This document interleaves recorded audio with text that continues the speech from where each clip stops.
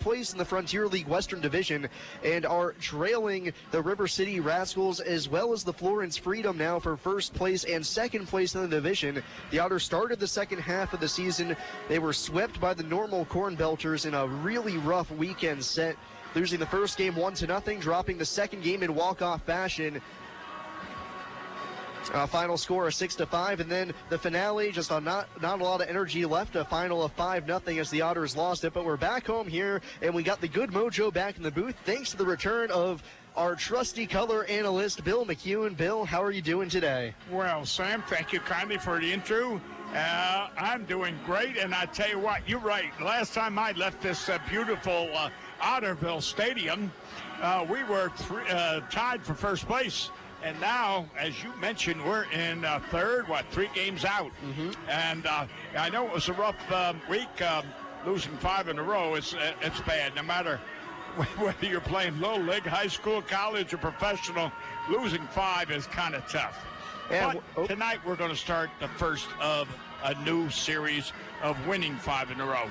And what's going to be really tough for the Otters right here is even though they got an off day yesterday, this will be the second straight day of games where the Otters will have a doubleheader. They dropped the Twin Bill on Sunday, being swept. Now another 2-game set here today, as this is a makeup for the game the Otters lost in a rainout at Lake Erie when they couldn't wrap up that series. So the Otters will make that game up here today in the doubleheader. They'll get to be the home team for both games, which is a little bit of an added bonus as they would have been on the road otherwise.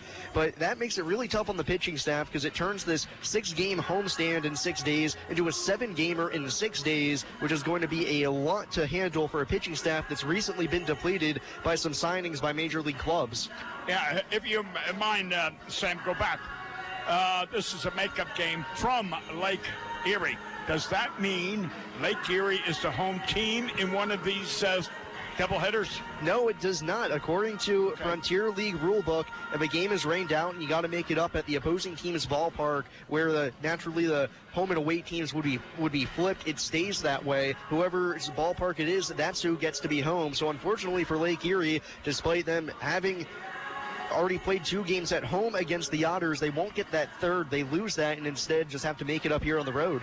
Okay, if I get a chance during the game, I can tell you about a situation in the International League World Series that was just the opposite, but we'll wait until we get a chance to talk about that. Yeah, you'll want to stick around for that great Bill McEwen story. We'll already tease that one here. And back to the action when we will be talking about that later. For the Otters today, it's going to be Austin Nicely on the mound. It's coming off of a rough start against the Washington Wild Things. Austin in that game took the loss, giving up 6 runs, 5 of them earned in 6 innings of work.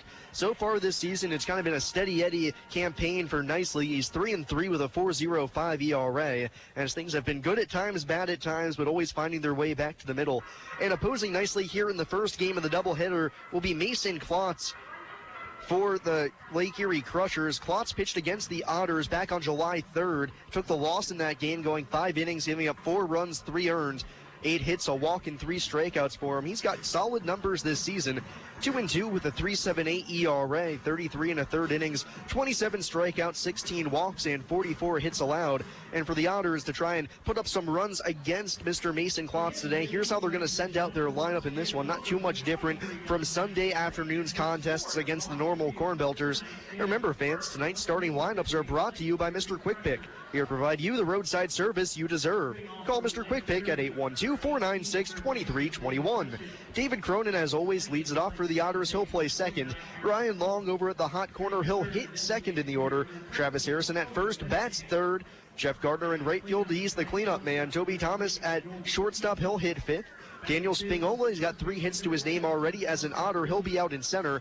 Joe DeLuca, the catcher, will hit 7th. Joe Lytle getting the designated hitting duties for this one. He'll bat 8th. And rounding out the order is Hunter Cullen out in left field. And I know, Bill, of course, you didn't get to see any of the games on the road, but it turns into a bad road trip at the end with the Otters being shut out 2 out of the 3 games at Normal. The Otters hadn't been shut out all season long. What does that do to their psyche, being shut out twice in 3 games? Well, I can remember you broadcasting that the Otters hadn't been shut out all year long, and then all of a sudden here it comes, they're shut out 1-0, and then to pound salt into that wound, the next day they lose 5-0. So 2 within a 36-hour span. And that's really rough to a team that offensively has had a very strange season. Average-wise, the Otters rank top 2 in the league in batting average as a whole team. But if you look at how many runs the Otters have scored, they actually rank in the bottom third this season. And it's not for the lack of clutch hitting either. Their batting average with runners in scoring position this year is just in line with their overall team average of about 270, but the real problem this year has been their lack of power at the plate. Instead of 2-run, 3-run home runs, it's an RBI single here, an RBI single there, so they're pounding out a lot of hits, but the inability to really turn what would be a 1 or 2 run inning into that big 5 or 6 run frame has been lacking. Yeah, well, as a team, I believe that they have 28 home runs as a team. But yet, in that All-Star game, I think one of those from Gateway had something like 15 or 16 alone. So, you know, when you look at one guy's got 15 or 16 and individually, and then as a team, 28. And heck, that, you know, that is, you're talking about, what, Travis Harrison, who's got, 4 or 5? 4. And Long's got, about 4. Gardner, and 6. That's about it. Yeah, and it's been really strange for the Otters, as I know I was talking to Preston Leinenbach before the game. He mentioned how at about this time last season, the Otters were about at 50 or 60 home runs as a squad, nearly double what the Otters currently have right now. And what's even stranger about it is that it's not like this lineup, you look up and down, you look at the hitters, it's not like any of them are bereft of power. These are guys with good swings. Jeff Gardner, we know, can hit home runs. He hit 23 last year. Ryan Long's got a little pop. Toby Thomas has got 5 on the year, but it just hasn't been able to coalesce all at once. You got other teams around the league who have multiple guys in double digits. The Otters don't have a single guy, and to pour more salt on that wound this year, the Otters haven't even had a multi-home run game by an individual player yet. Yeah, the Otters are running into some bad luck. And again, when you play here in Otterville, the wall and the potential temporary advertising fence out there is kind of far compared to other ballparks where Gateway, you said, oh, there's a pop fly going out to second base. Oops, I'm sorry. It's over the right field fence. It's a home run. So that don't happen in here in Otterville. And that's one thing the Otters can actually look forward to. They haven't played a single game at Gateway this season. And to put that in perspective, the Corn Belchers aren't a team with that much more power than the Otters, but when they went there, Chris Erie, who currently leads the league in home runs with 15, he hit 4 home runs in 4 at-bats while he was there over the span of 2 games. Hit 3 in one game, and then the next day came back and said, okay, I'll just pick it up where I left off, and hit 1 in his first at-bat. So the Otters really haven't gotten to play at a bandbox yet, and you don't want to blame the lack of power on things like that, but you got to think playing at a smaller ballpark, the opportunity to kind of kickstart things and light a fire under this team, even if they're cheap shot home runs, it still breeds confidence. I think now you were on the road and I was listening to you, but I think the greatest home run series that they had, as well as the other team, was in Florence. Yeah, That's correct. when they hit quite a few home runs up there in Florence. Yeah, I think the Otters had 3 or 4 that series. I know Mike Risatello hit his first of the season there. Jeff Gardner had 1. Travis Harrison had 1 as well. But you even look back at that series, even though that's when they hit their most home runs in one series this season, they still dropped 2 out of 3. So it's very odd for the Otters right now, and you can kind of feel it a little bit. You know, when one thing goes right, one thing goes wrong. It's either, you know, we're scoring 6 runs but letting up 7 today, or we're only allowing 1 run but we're not scoring. Yeah. And well, you know, take the other night when Ryan Long got that home run. The first guy got on, and then Ryan hits that home run. We got 2-0. Next inning, we got 3-0. The following inning, we got 4-0. And I left the TV or the computer, and I said to my wife, "We're winning 4-0." And I did something, and I come back, and my God, it's 4-3. So, yeah, unfortunately, the bullpen for the couple of miscues over the weekend. It's not like the bullpen was absolutely terrible over the weekend. It just so happens, you give up one run in a spot where you can't allow any, and that's really going to hurt the squad on the season.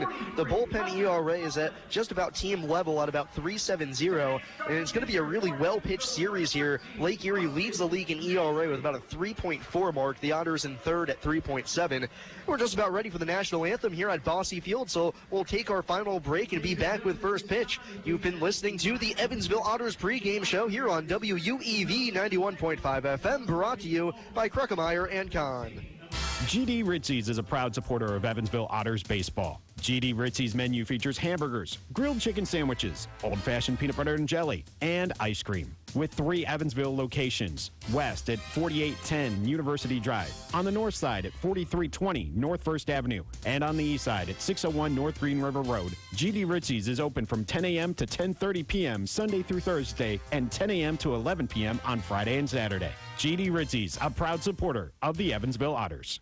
Heritage Federal Credit Union has 7 full-service branches in both Evansville and Newburgh, serving more than 38,000 members. Membership is open to anyone who lives, works, worships, or attends school in Vandenberg or Warwick County. Heritage Federal Credit Union offers mortgage and consumer loans, checking and savings accounts, as well as online banking for members. Heritage Federal Credit Union can be reached toll-free by phone at 1-800-858-1693. It can also be found online at hfcu.info.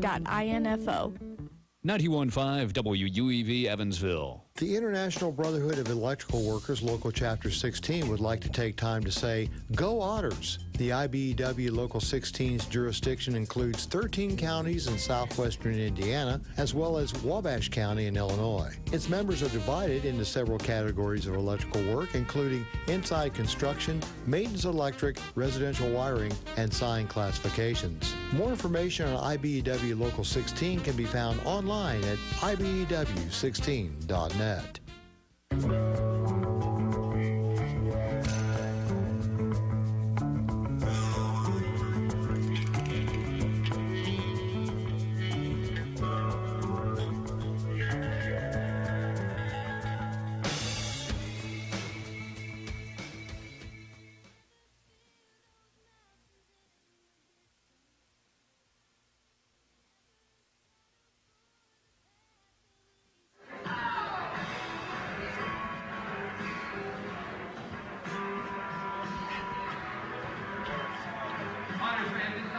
Welcome back to Bosse Field, where it's time for baseball, as the Otters set to take on the Lake Erie Crushers here in a doubleheader to make up a game that was lost last week, or 2 weeks ago now, at Avon, Ohio against Lake Erie. Alongside Bill McHugh, I'm Sam Jelinek here in the press box at Bosse Field, ready to bring you some great Otters action. And it'll be Austin Nicely on the mound to start here in the first game of the doubleheader. As I mentioned in the pregame show, it's been an up-and-down year for Austin, a former farmhand of the Houston Astros. He's 3-3 with a 4.05 ERA, 57 2/3 innings, 40 punch-outs, 25 walks, and 60 hits allowed.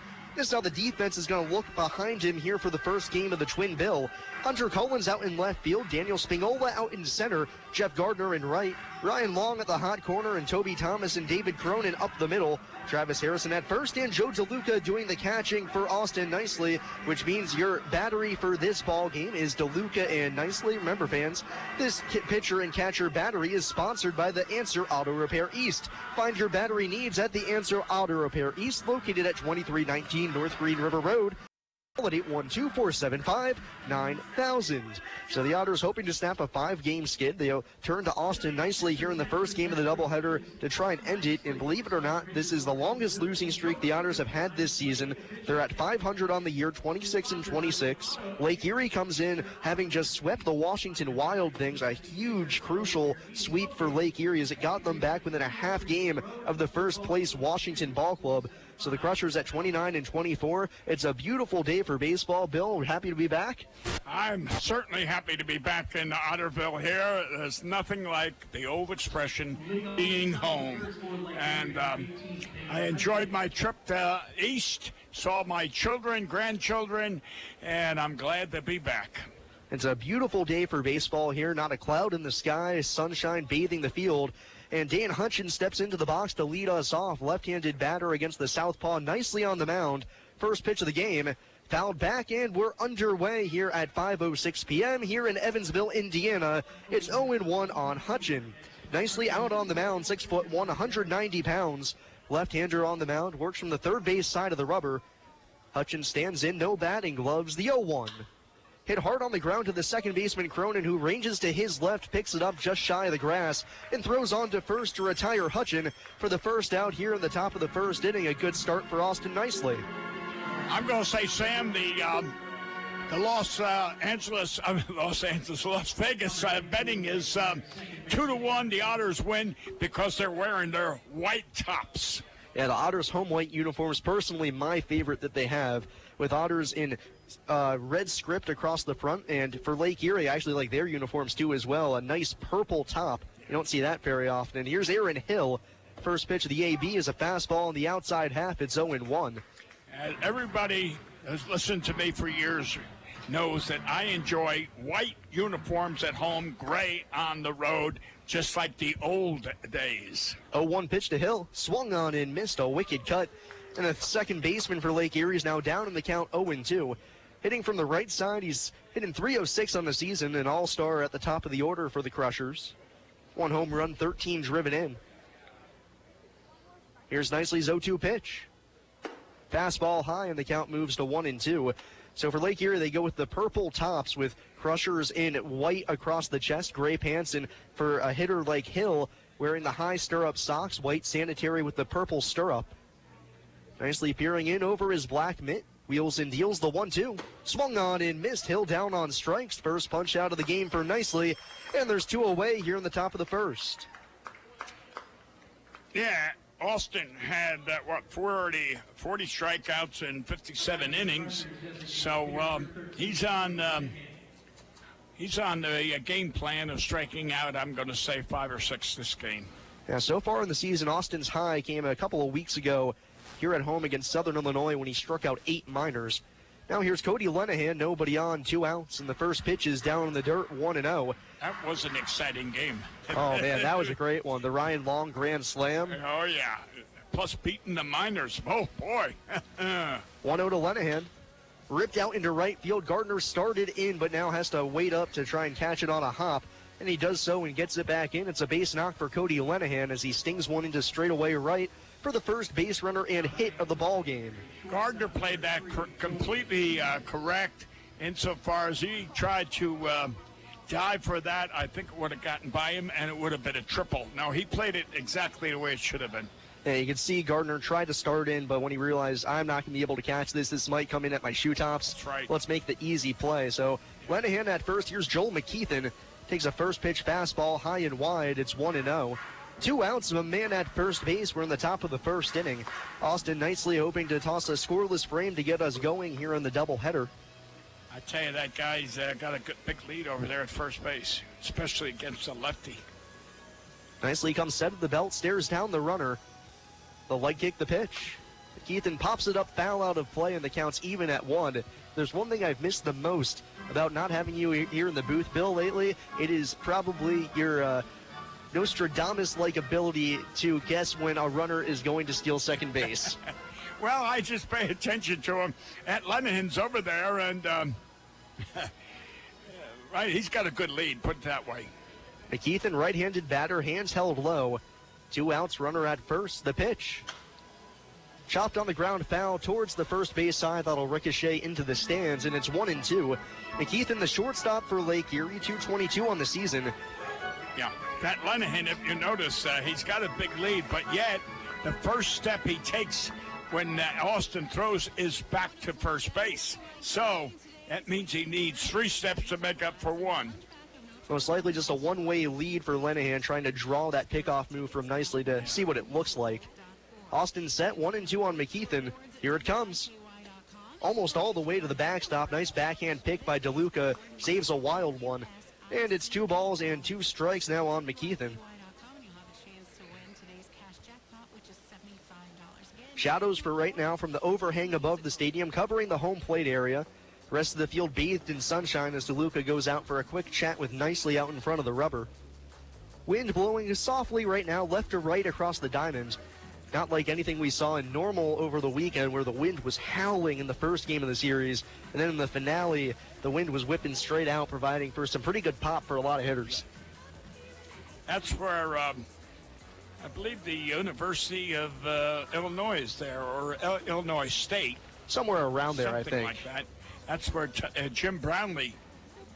2-2 pitch. Lined into left center field. That ball's down and going to cause some problems as it rolls into the alley. Hunter Cullen, the left fielder, cuts it off. Runner going to third and being held up there. And it's a double for McKeithen. Back-to-back hits here with 2 outs here in the top of the first. And the Crushers have runners at second and third with 2 away for Dustin Williams. Yeah, I'll tell you what, Sam, if he was stealing on that play, he would have scored. Oh, would have scored easily. Yeah. And you could see that ball died a lot quicker in the left field alley than I thought it was. I thought that ball had a chance to roll all the way to the wall, but got bogged down pretty quickly. Yeah, it's, I don't know if the grass is high. I know it's dry out there. It's kind of, it doesn't have that Irish emerald green. Yeah. So runners at second and third, 2 outs, nicely trying to get out of the 2-out jam. And here's Dustin Williams, left-handed bat. Quiet in the box, the first pitch. Wrapped on the ground to the second baseman, Cronin, who fields on the short hop, gobbles it up and throws to first to end the inning. Austin nicely works around the 2-out base, knocks to toss a scoreless frame, and we'll go to the bottom half of the first inning. It's the Lake Erie Crushers nothing, and the Otters coming to bat here on WUEV 91.5 FM, brought to you by Kruckemeyer and Kahn. Hi, I'm Bill Morgan of Bill Morgan Roofing and Construction. I've built a reputation of doing quality work that will stand the test of time. We didn't get here by knocking on doors, talking gibberish, or trying to be the lowest bid. You don't like to be sold to, and that's not what we do. My philosophy is simple: treating your home like it's my own, from start to finish. For roofing, gutters, siding, give us a call at Bill Morgan Roofing and Construction. Roofing the right way. 812-499-5892 or BillMorganRoofing.com. The Tin Fish Restaurant, located at 300 West Jennings Street in Newburgh, Indiana, is a proud supporter of Evansville Otters baseball. Independently owned and operated, the Tin Fish menu features salads and sandwiches, as well as seafood platters and combos, and seafood burritos, tacos, and burgers. The Tin Fish Restaurant is open 7 days a week from 11 a.m. to 8 p.m. It can be reached by phone at 812-490-7000. The Tin Fish Restaurant. Habitat for Humanity Evansville and the University of Evansville are pleased to announce the Purple Crew Signature Program. The Purple Crew is a program for all UE students, alumni, faculty, and staff to help build houses and earn hours. The goal of the Purple Crew is to help Habitat for Humanity reach its goal of 500 homes this year. Want to get involved? Simply go to Habitat's website, evansvillehabitat.org/volunteer. Then click on the Volunteer Now banner. Register with Habitat as a volunteer and then select days you can build. You can also register as a team. It'll be a fun environment, and after 15 hours, you get a Purple Crew t-shirt.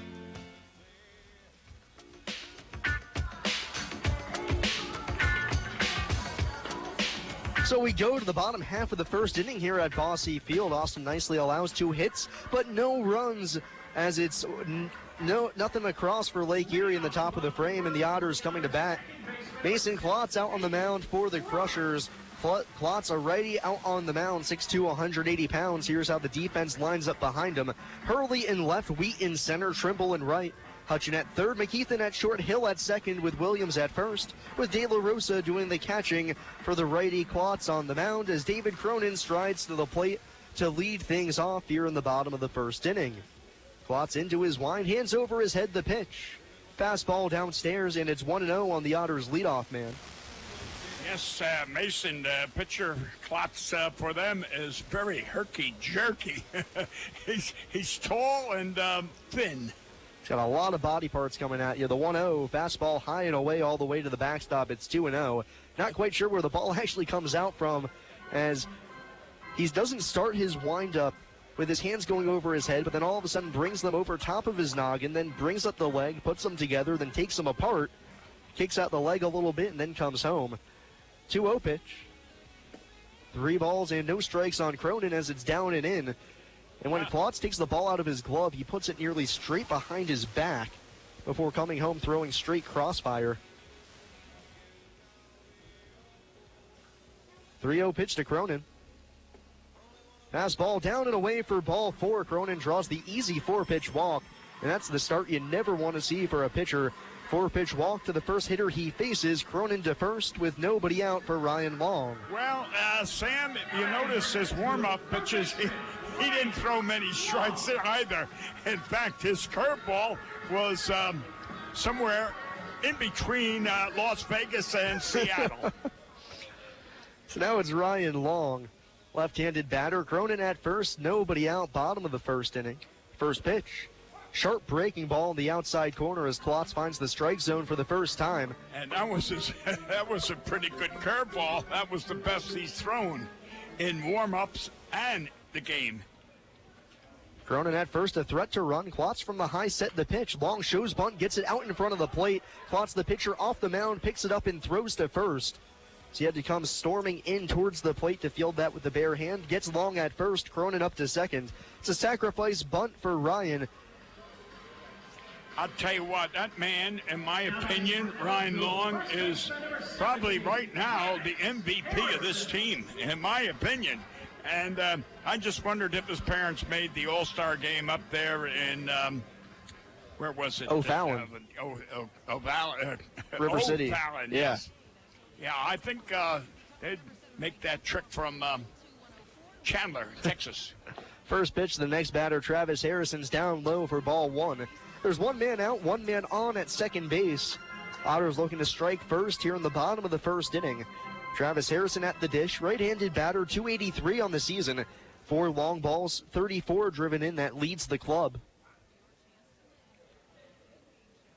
Klotz ready at the shoulders, the pitch. Fouled back to the screen. Harrison had a good meaty pitch to hit, but can't square it up, so the count's even at 1.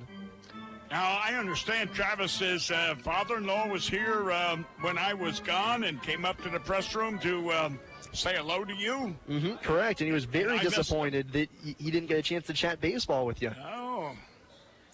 Well, I hope he's listening, and I'm sorry I missed you, Mr. Paul. 1-1, fastball just a little bit outside. Harrison now up in the count, 2-1. James Paulman is from Sarasota, Florida, and, of course, Travis is from Fort Myers. That's not too far apart on the West Coast.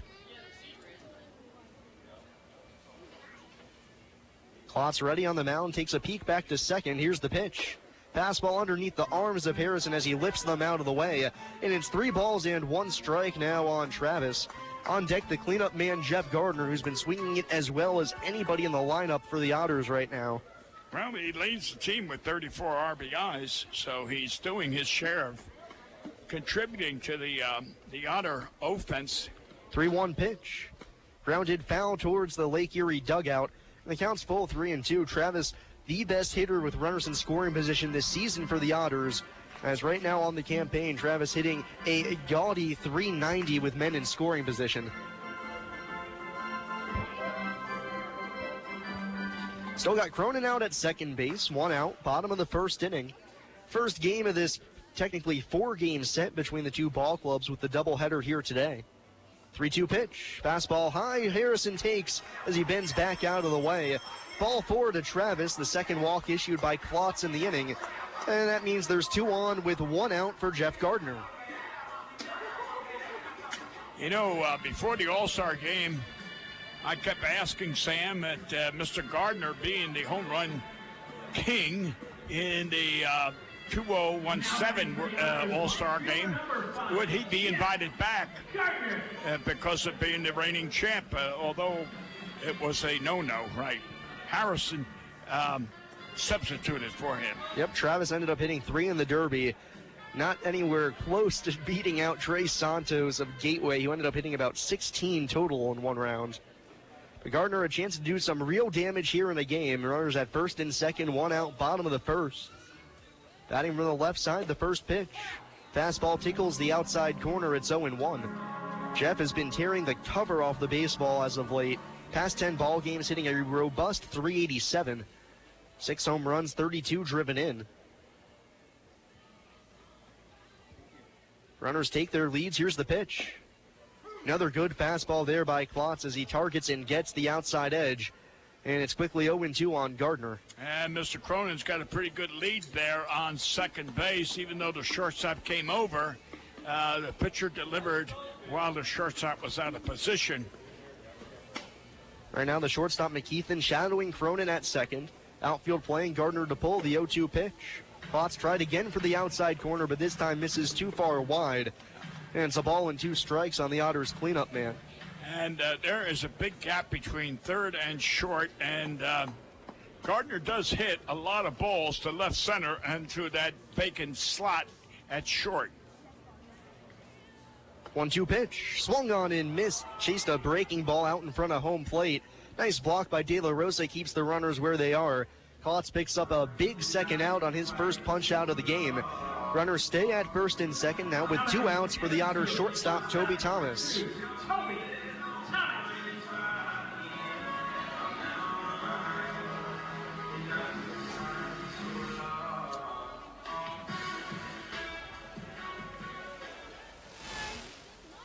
Thomas standing in from the right side of the plate. Runners at first and second. No score, bottom of the first. 2 gone. The pitch.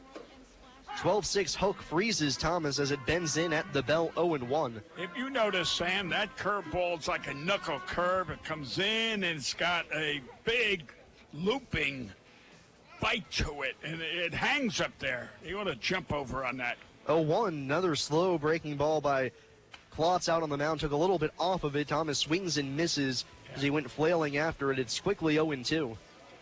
You know, I still say Toby stays too far away from that plate. He can't reach the outside corner.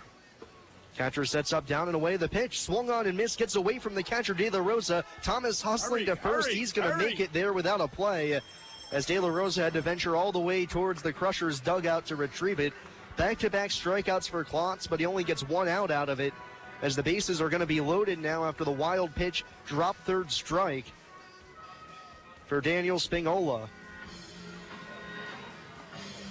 Yeah, this guy has been pretty successful since he joined the club. I think I heard you say he was come over from the Chicago Cub farm system? Yep, correct. Reached as high as Double-A with the Tennessee Smokies, but mainly played his ball at High A with the Myrtle Beach Pelicans. The first pitch to him sails up and outside. It's 1-0. We got 2 outs. Bases are loaded for Daniel Spingola. I'll take a walk.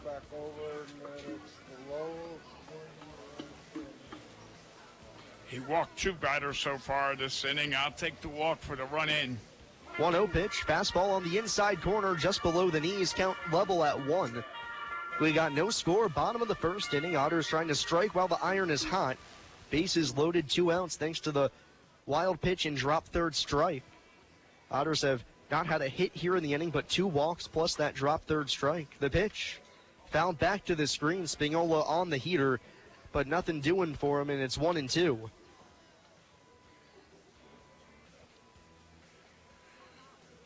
I tell you, if you get that ball up in the air to right field, it's liable to carry out of here. Yeah, wind blowing pretty strong right now. And that flag is really flirting. Spingola, good squat in his stance from the left side. The 1-2 pitch. Changeup floats high and away. And the count now level on Daniel, 2-2. Dan had a good opening series here with the Otters, albeit the Otters got swept, but he was 3 for 8 across the 3 games, 3 base knocks. 2 of them coming on Sunday. 2 of the 3 hits the Otters had in that game. 2-2. Bases juice. The pitch bounced foul at the plate as he was out in front of a changeup, but able to knock it into his backside to stay alive. Count still even, 2-2. Yeah, they were the only 2 hits the Otters had for, 6 innings or 5 innings anyway, until the 3rd hit was made. Otherwise, it would have been a embarrassing situation. Runners take their lead from every base. Klotz from the set. First base side of the rubber. Peers in for the sign. Now comes ready. Cranks and fires the 2-2 again. Swung on and missed. Slider down to the dirt. Spingola goes chasing as Klotz ends up technically striking out the side as he gets 3 punch-outs in the frame. And we'll go to the top of the second. We're scoreless here from Bosse Field on WUEV 91.5 FM. Brought to you by Kruckemeyer and Kahn. I just love this place. And I just love that ring. It's gorgeous. Where did he get it? Kruckemeyer & Kahn, of course. For the engagement ring that will have everybody talking, look no further than Kruckemeyer & Kahn. With incomparable selection, quality, and service, Kruckemeyer & Kahn is the only choice for the ring that will last a lifetime. Krukemeyer and Kahn, your lifetime jewelers. So, everybody's talking about the ring. It's pretty great, huh? Pretty great. It's amazing. You gotta tell me, man. Where'd you get it? Krukemeyer and Kahn, of course. For the engagement ring that will have everybody talking, look no further than Krukemeyer and Kahn. With incomparable selection, quality, and service, Krukemeyer and Kahn is the only choice for the ring that will last a lifetime. Krukemeyer and Kahn, your lifetime jewelers. So let's see it. I absolutely love it. He did a fabulous job picking it out. I couldn't be happier. Well, I had a lot of help. I bet I know where it came from. Krukemeyer and Kahn, of course. For the engagement ring that will have everybody talking, look no further than Krukemeyer and Kahn. With incomparable selection, quality, and service, Krukemeyer and Kahn is the only choice for the ring that will last a lifetime. Krukemeyer and Kahn, your lifetime jewelers.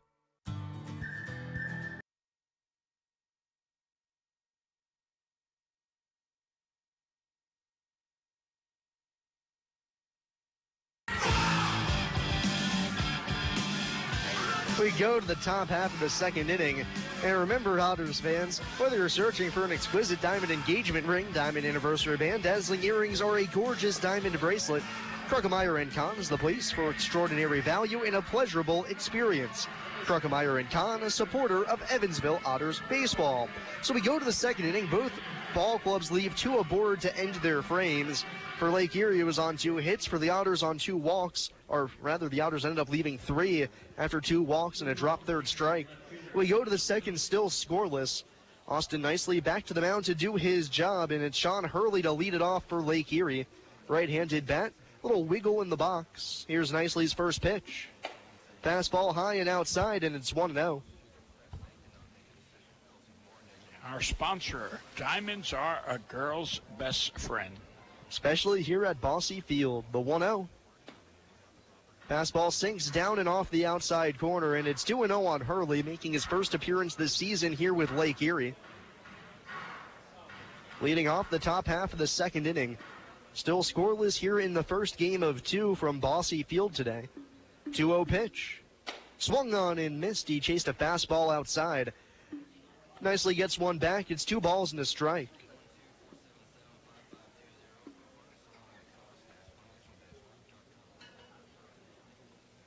Nicely rocks and fires the 2-1.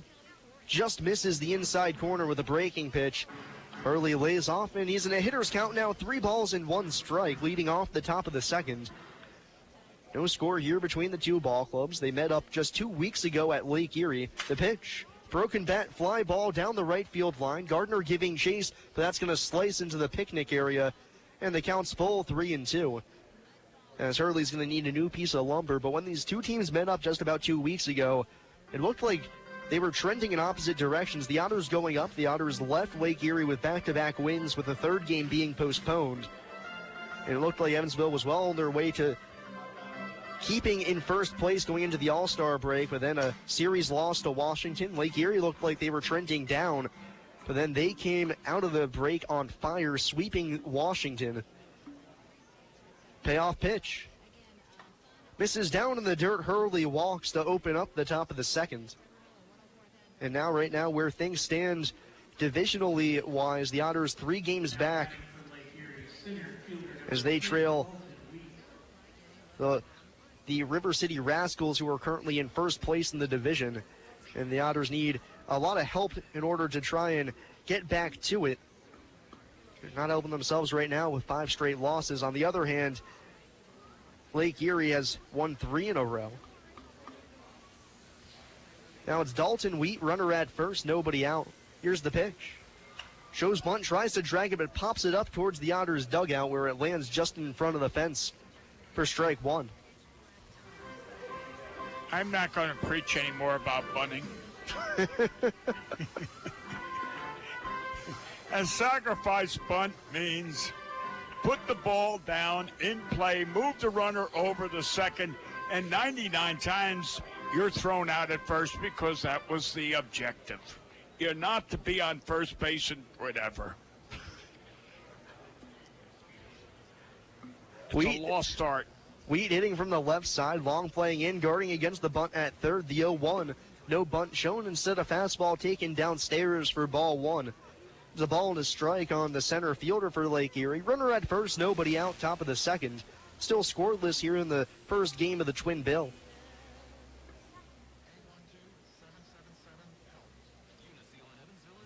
Wheat 252 on the season, 3 home runs, 13 driven in. Left on left matchup. Nicely set at the belt, the pitch. Bouncing ball back to the mound, nicely gloves it, throws to second for one, back to first. That's a 1-6-3 double play. Runner wiped off the base paths, and 2 outs now here in the top of the second on the finely turned twin killing for the Otters. I tell you what, that Mr. Wheat got down to that first base very, very quickly. That was a boom play. Now, I'm going to say if that was hit out there in short, he might have beaten it out. That's got good speed, that kid. I give a lot of credit to Nicely for turning that double play. That ball back to the mound had a lot of English on it. Right. And then he set his feet and made a good throw as well. But he was very cool. He didn't get excited, and that was the whole secret to Sam. You know, so many guys, they get it and they whip and they throw it, and the shortstop's not even there yet to cover the bag. He took his time. Everything worked out well. First pitch to Brian De La Rosa, swung on and missed, so it's 0-1. 2 outs, nobody on. Nobody home for either club thus far.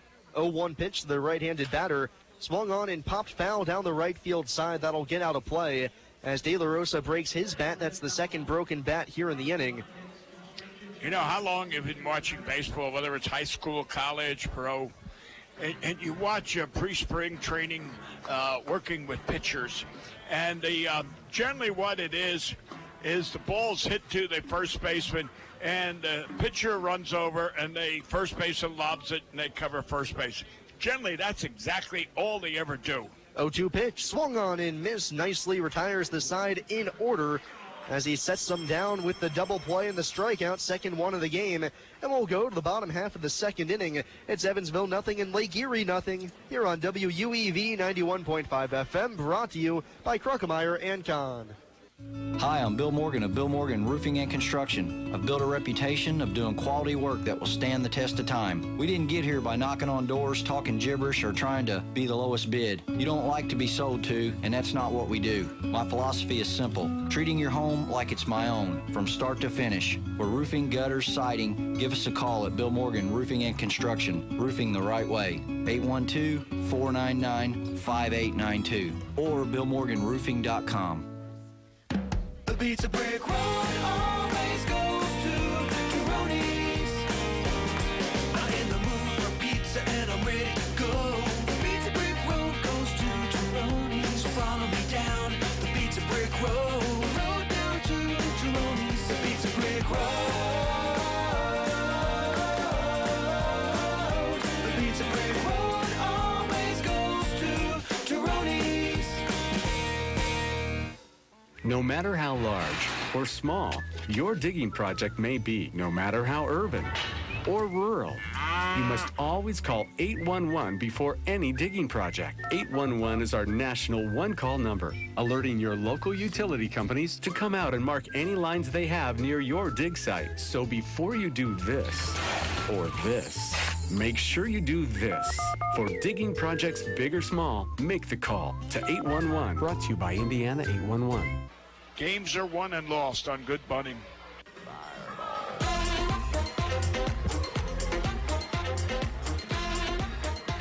We go to the bottom half of the second inning here at Bosse Field. Hey fans, Thunderbolt Pass Golf Course has the best golf rates in town. Now offering 18 holes with a cart for just $18. Don't forget the dollar drafts and $5 pitchers of ice cold beer. Come and visit the Bolt. Thunderbolt Pass Golf Course, a supporter of Evansville Otters baseball. I used to shoot in the low 70s when I played golf. Was that through 5 or 6? That was the first 9.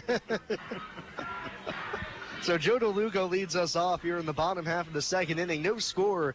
It's both teams threatened in the first, but nothing pushed across. 7, 8, and 9 in the order: DeLuca, Lytle, and Cullen. Joe, a switch-hitting catcher, batting from the left side here against the righty Klotz. The first pitch of the AB.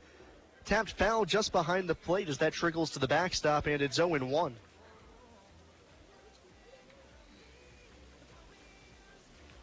Joe plays first base and catches. How was the other first baseman? The one they originally we had.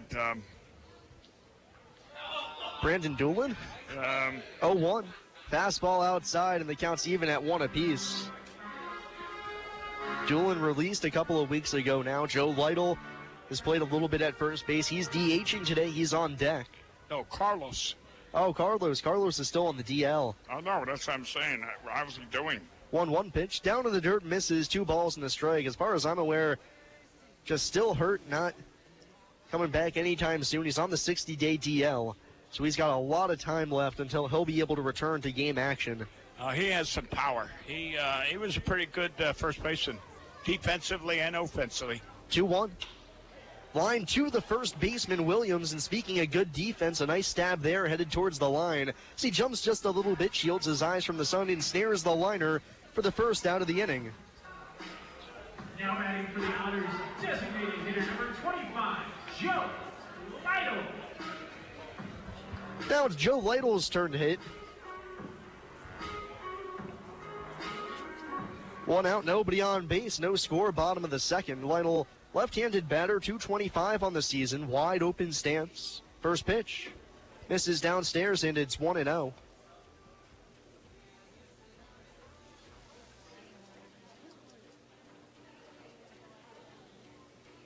One-0 pitch. Lytle pops it in the air down the left field side towards the corner. Left fielder Hurley gives it a glance, but that one's well out of play. And the count now even at a ball and a strike. Joe hitting 225 so far this season. 3 doubles, 3 RBIs for him.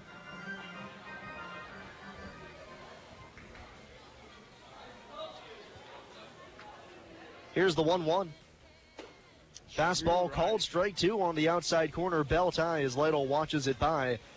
And it's a ball in, 2 strikes now. 1 out, nobody on base. Hunter Cullen awaiting on deck. Klotz gets his sign, cranks and deals the 1-2. See quick pitches Lytle and misses downstairs. 2 balls and 2 strikes. You know, the only thing wrong, in my opinion, during these early afternoon ball games or early evening. 2-2.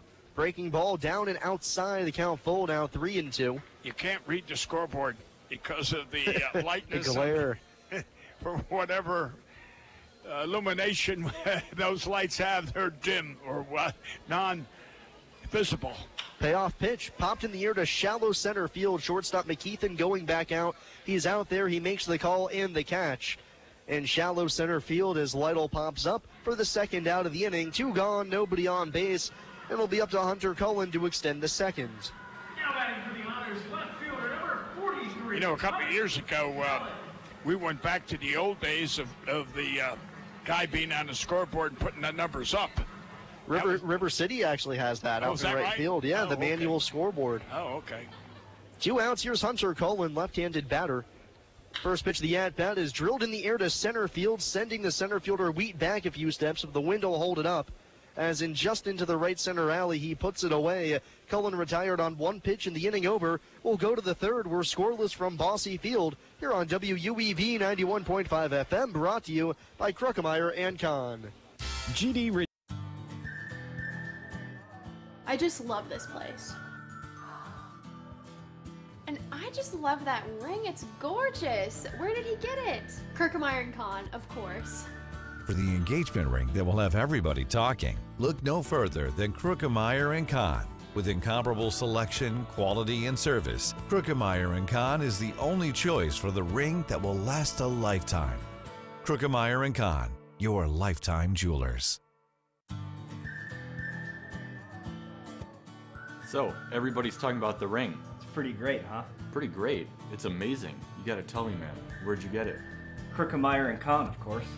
For the engagement ring that will have everybody talking, look no further than Kruckemeyer & Kahn. With incomparable selection, quality, and service, Kruckemeyer & Kahn is the only choice for the ring that will last a lifetime. Kruckemeyer & Kahn, your lifetime jewelers. So let's see it. I absolutely love it. He did a fabulous job picking it out. I couldn't be happier. Well, I had a lot of help. I bet I know where it came from. Krookemeyer and Kahn, of course. For the engagement ring that will have everybody talking, look no further than Krookemeyer and Kahn. With incomparable selection, quality, and service, Krookemeyer and Kahn is the only choice for the ring that will last a lifetime. Krookemeyer and Kahn, your lifetime jewelers.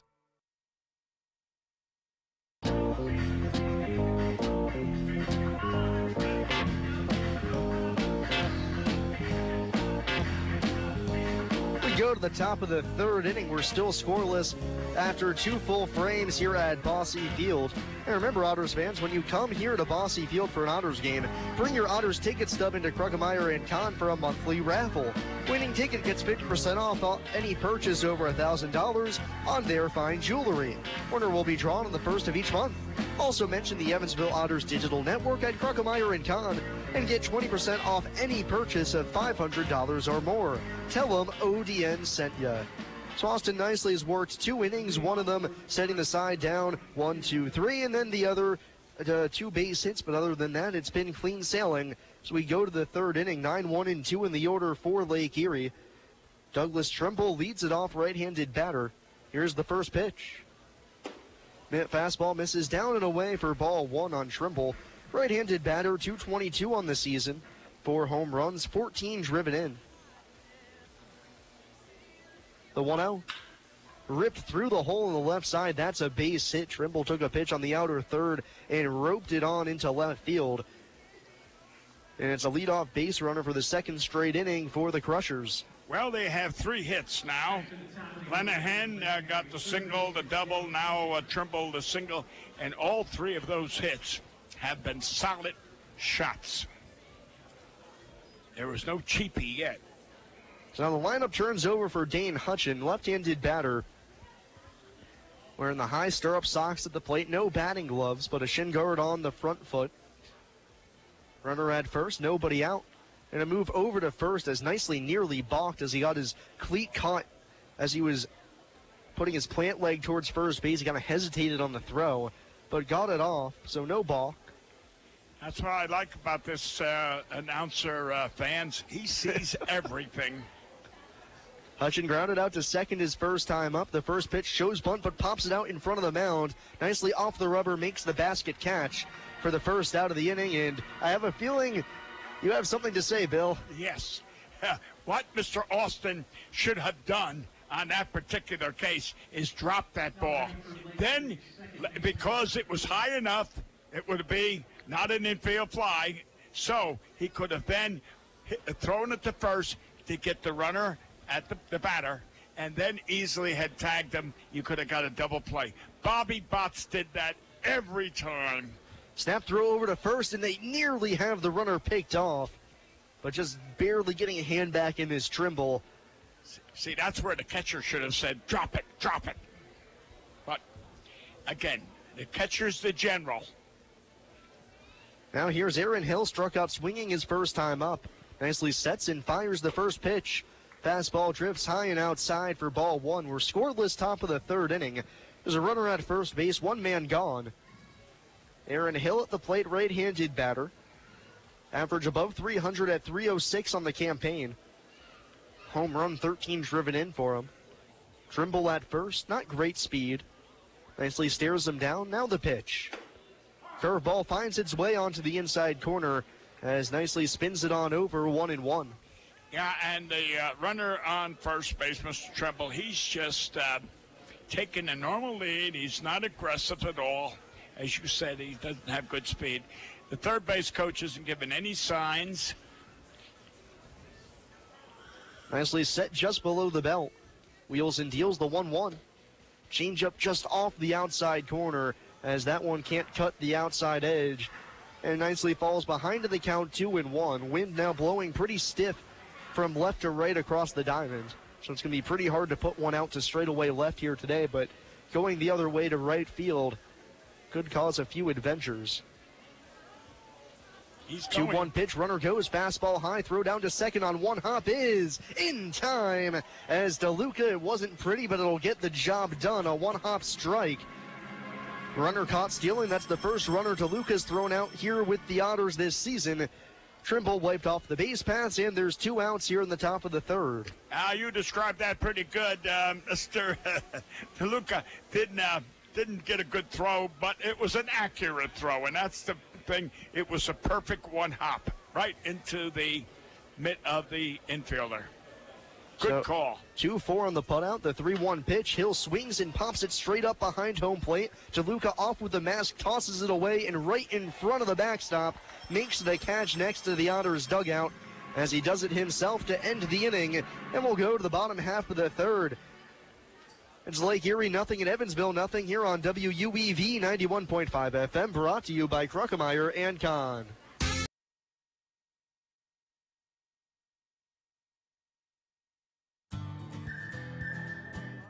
I just love this place.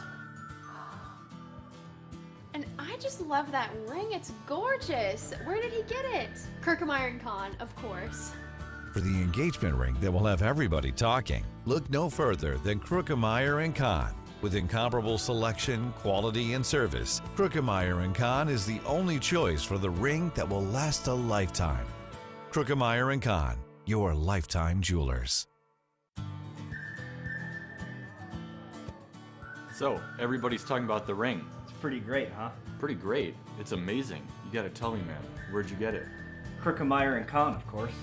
For the engagement ring that will have everybody talking, look no further than Kruckemeyer & Kahn. With incomparable selection, quality, and service, Kruckemeyer & Kahn is the only choice for the ring that will last a lifetime. Kruckemeyer & Kahn, your lifetime jewelers. So let's see it. I absolutely love it. He did a fabulous job picking it out. I couldn't be happier. Well, I had a lot of help. I bet I know where it came from. Kruckemeyer & Kahn, of course.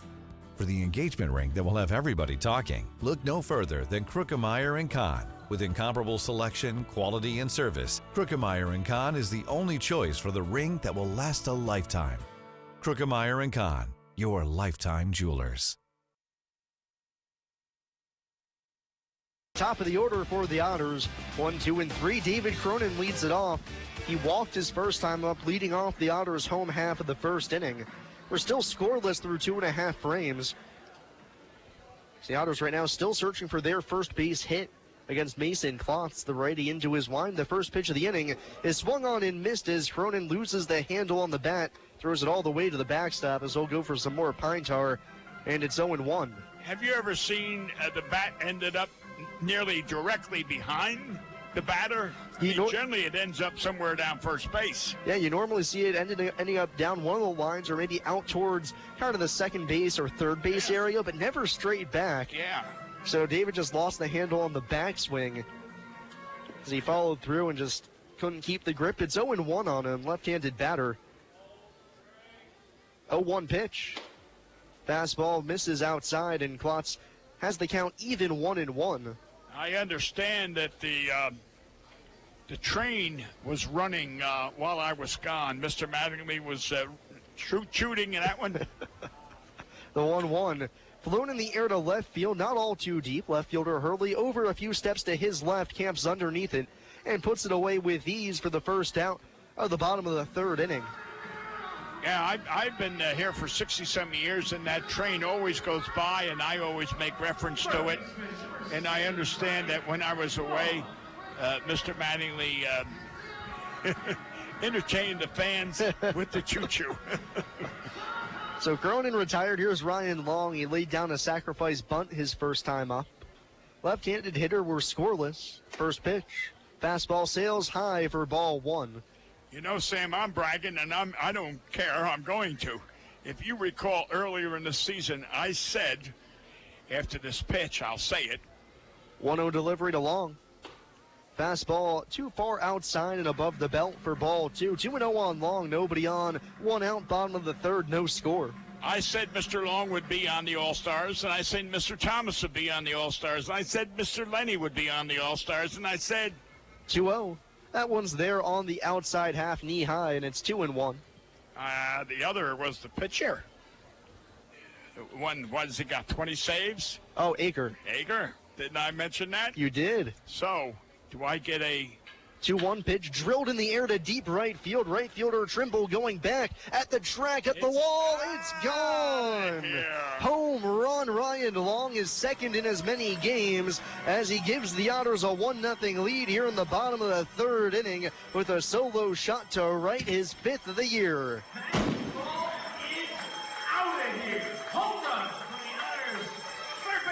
I tell you what, I bet Texas is, I bet they're lifting the glasses of Coca-Cola and saying, here's to our son. So for Ryan, that's the third home run that he's hit since the All-Star game. Hit one in the All-Star game. Yeah, I was going to say he got one in the All-Star game. First pitch to Travis Harrison's a breaking ball that gets him on the front hip as he takes the soft one off the body for a hit by pitch, and that's going to bring out the manager for Lake Erie for a discussion with Klotz. Home run and now a hit batsman. Harrison at first with one away here in the bottom of the third. So for Ryan, he homered in the All-Star game. He hit a home run on Sunday, a 2-run shot. Now another home run here, as he's technically, the home run in the All-Star game doesn't count towards his official stats, but overall he's doubled his home run total over the past week, as he's now up to 5 on the season, technically 6 if you include the All-Star game. And he's got 25 RBIs now. So he is Right fielder number 5. he's third in RBIs. You got Jet's got 32, Travis has got 34, and Toby is 32 as well. Toby has got, where am I at, Toby? 32. 32. Yeah. Oh, I'm sorry. I missed him. Yeah, 30. Yeah. First pitch to Jeff Garner, breaking ball down and in, checks his swing to appeal to the second base umpire Donahue, who says he held up in time, so it's 1-0. Runner at first base. Otters now have the lead 1-0 here in the bottom of the third inning. One man gone. Harrison a threat to run. He's got a team leading 11 stolen bags on the season. The pitch, fastball high and away, and it's 2-0 on Gardner. Well, if you notice, this catcher, his throws to second to conclude the pitching of the inning, warm-up pitches in the inning, threw most of his throws to second base very high, some going into center field. 2-0 pitch. Gardner with a wicked hack, but fouls it back out of play, 2-1. So being an observant of catchers, I would gamble. We'll see what happens here, 2-1. Travis normally very good at picking his spots on when he wants to run, choosing off speed, pitch counts, and whatnot. 2-1, a hit and run count. Here it comes. Bounce on the ground, out to second. A huge big hop for the second baseman, Hill, who fields, goes to second for one, back to first. That's a double play with some nice hand-to-work by Hill, as that ball took a wicked hop nearly straight over his noggin as he turns the 4-6-3 twin killing to end the frame, but the Otters take the lead on the long home run. We'll go to the fourth. It's Evansville 1 and Lake Erie nothing on WUEV 91.5 FM, brought to you by Kruckemeyer and Kahn.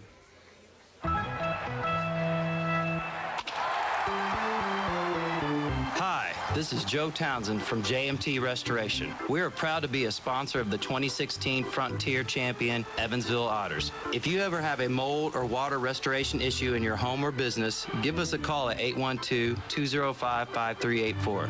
JMT Restoration Service, where professional work meets affordable pricing. Remember, go Otters! This Evansville Otters broadcast is made possible through support from New Image Travel. New Image Travel provides motor coach charter service to the United States and Canada with pickup within a 150-mile radius of Evansville. A full list of New Image Travel's offerings can be found online at newimagecharter.com. New Image Travel can be reached toll-free at 1-800-432-6213. New Image Travel, a proud supporter of Evansville Otters baseball. The Tri-State Area Marathon service stations are proud supporters of the Evansville Otters. Marathon has over 5,100 Marathon-branded stations nationwide, and a full list of area Marathon stations and a list of daily gas prices are available online at myMarathonStation.com. Marathon provides products which support commercial, industrial, and retail operations. Marathon's slogan is Fueling the American Spirit.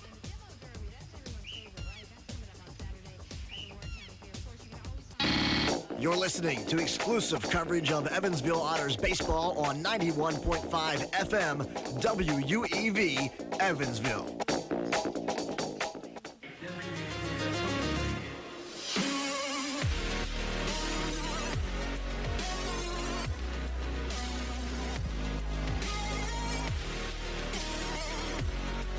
We go to the top half of the fourth inning. Austin nicely back to work, and his first pitch of the inning is swung on and missed as he jumps ahead of the leadoff man here in the frame, Cody Lenahan. It's 1-0 Otters as we begin play in the fourth inning. Lenahan, left-handed batter. Here's the 0-1. Breaking pitch down and away. He lays off 1 ball and 1 strike.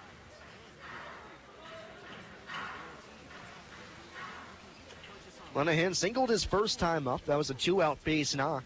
Here's the pitch. Ripped in the air to deep right field, but that's going to hook well foul. Way out in front, and he's down in the count 1-2. Just nothing more than a loud strike for Lenahan. Just his single in the first inning. They'd allowed Joel McKeithen to hit a double that extended the frame. The 1-2 pitch. Slider down and outside. Good take by Lenahan, and the count's even at 2-2. Nobody out, top of the fourth inning. Cody Lenahan leading us off, with Evansville in front right now, 1-0. Nicely cranks and fires the 2-2 pitch. Fastball down and away, and the count's full, 3-2. They were identical pitches, and they were good pitches, inches away from being a strike. See what nicely goes to here on the payoff pitch. Here it comes. Change up outside and a little bit low as well. That's the second walk. Or excuse me, yes, second walk nicely is issued here in this ball game, and it's a leadoff one as Lake Erie has now put the leadoff man aboard for 3 straight innings. Yeah, Hurley was the other walk. Sean. Right now, Hurley in line to get in at bat here in the inning as he's in the hole, but for now it's Joel McKeithen, the cleanup man, doubled to left center field his first time up. Left on right matchup, infield at double play depth, third baseman Long even with the bag. The first pitch. Ripped by Long and into left field. That's a base hit. Little liner that got by Ryan. Cullen gets it back in from left. It's back-to-back base runners to open up the top of the fourth.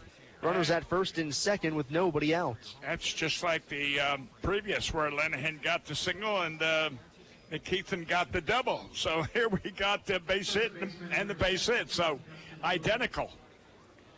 Yeah, Long playing even with the bag at third. If he's playing back and a little bit more off the line, I think he probably gloves it, but given his initial positioning, that was going to be a tough play, so no dice.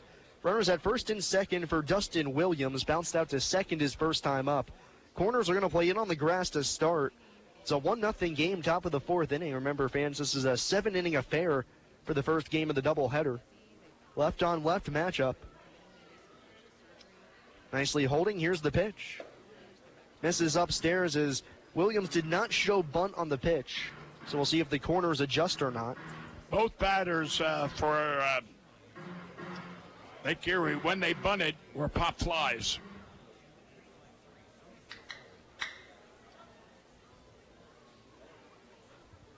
Manager Cam Roth potentially for Lake Erie just thinking, I've had enough of our guys' inability to lay down bunts. The 1-0 popped in the air, foul ground, third base side. Long giving chase in front of the Lake Erie dugout. He'll settle up on the warning track and make the catch with just enough room to spare for the first out here in the inning.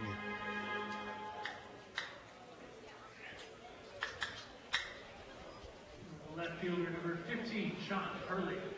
And for the fans who are not watching the game, nicely went over to cover third when Long went to get that field at fly ball. So he went over to cover as well as Toby. So that was heads-up playing on both players' part. So the runners stay at first and second. 1 out now for Sean Hurley. Drew a free pass his first time up. 2 on, 1 out. Otters lead by 1. The pitch. Change up just off the outside edge as nicely can't get the call, and it's 1-0. Hurley, right-handed batter. Had a good at-bat his first time up, working a full count before drawing the fourth wide one. Middle infield back at double play depth. Corners playing behind their respective bags. Runner dances off of second, nicely stares him down. 1-0 pitch. Swung on and missed. Hurley went down to get it, but came up empty, and we're even at 1 in the count. Monahan at second, not exactly a stolen base threat. He's 3 for 4 in the season.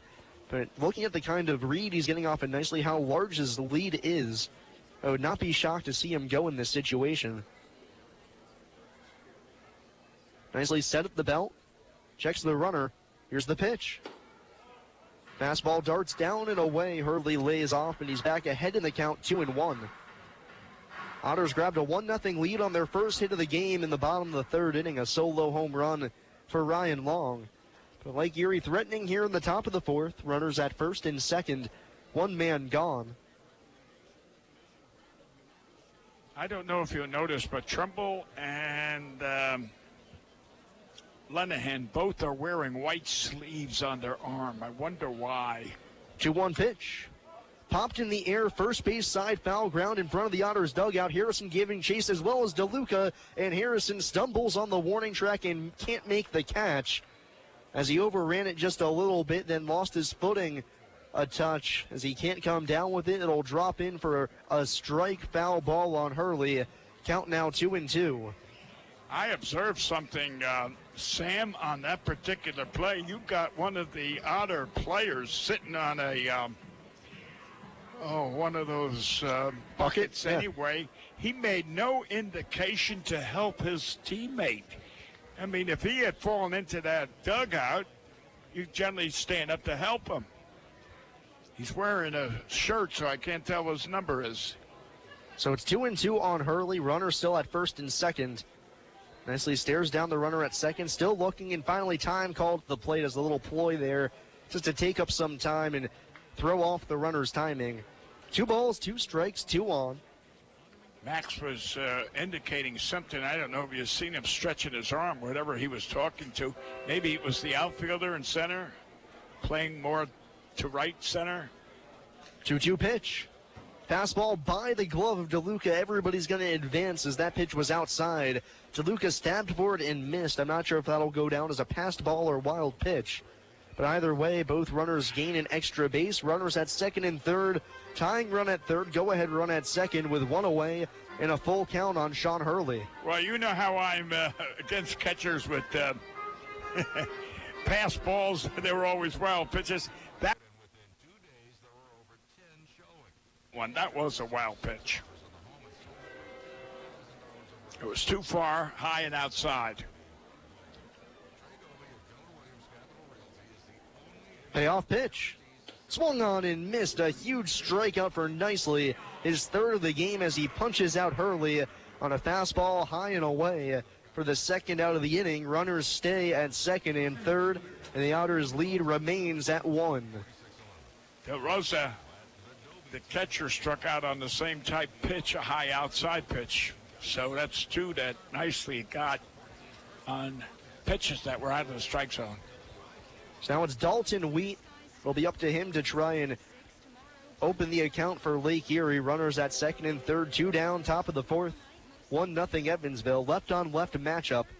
Wheat quiet in the box. Nicely the leg kick the pitch. Slow chopper to Cronin at second. He charges and fields on the big third hop and throws to first to get Wheat as Nicely strands runners at second and third to end the inning. We'll go to the bottom half of the fourth. It's the Otters 1 and the Crushers nothing on WUEV 91.5 FM, brought to you by Kruckemeyer and Kahn. I just love this place.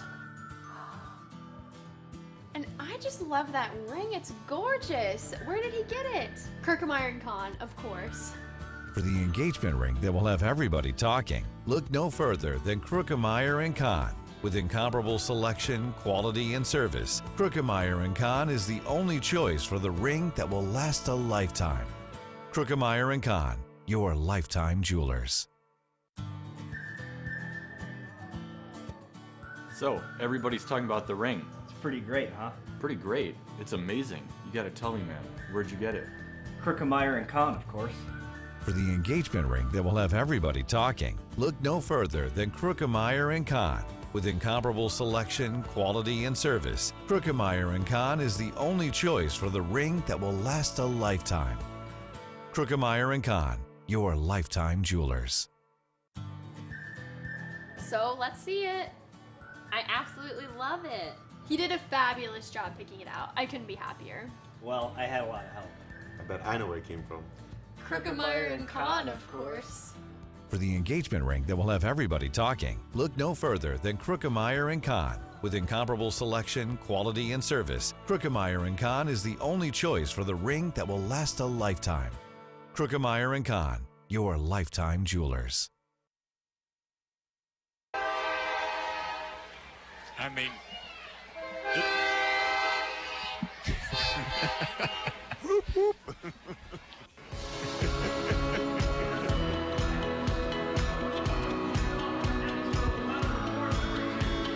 And the train chugs along here at Bosse Field. We go to the bottom of the fourth inning.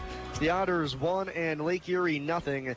Toby Thomas leads it off, right on right matchup with Klotz on the mound. And the first pitch is hit in the air to shallow left field. Shortstop McKeithen going out. Left fielder Hurley coming in. He dives. It's off his glove as it clambers towards shallow right center field. Thomas hustling into second, and he'll make it there as the throw from the center fielder Wheat is late.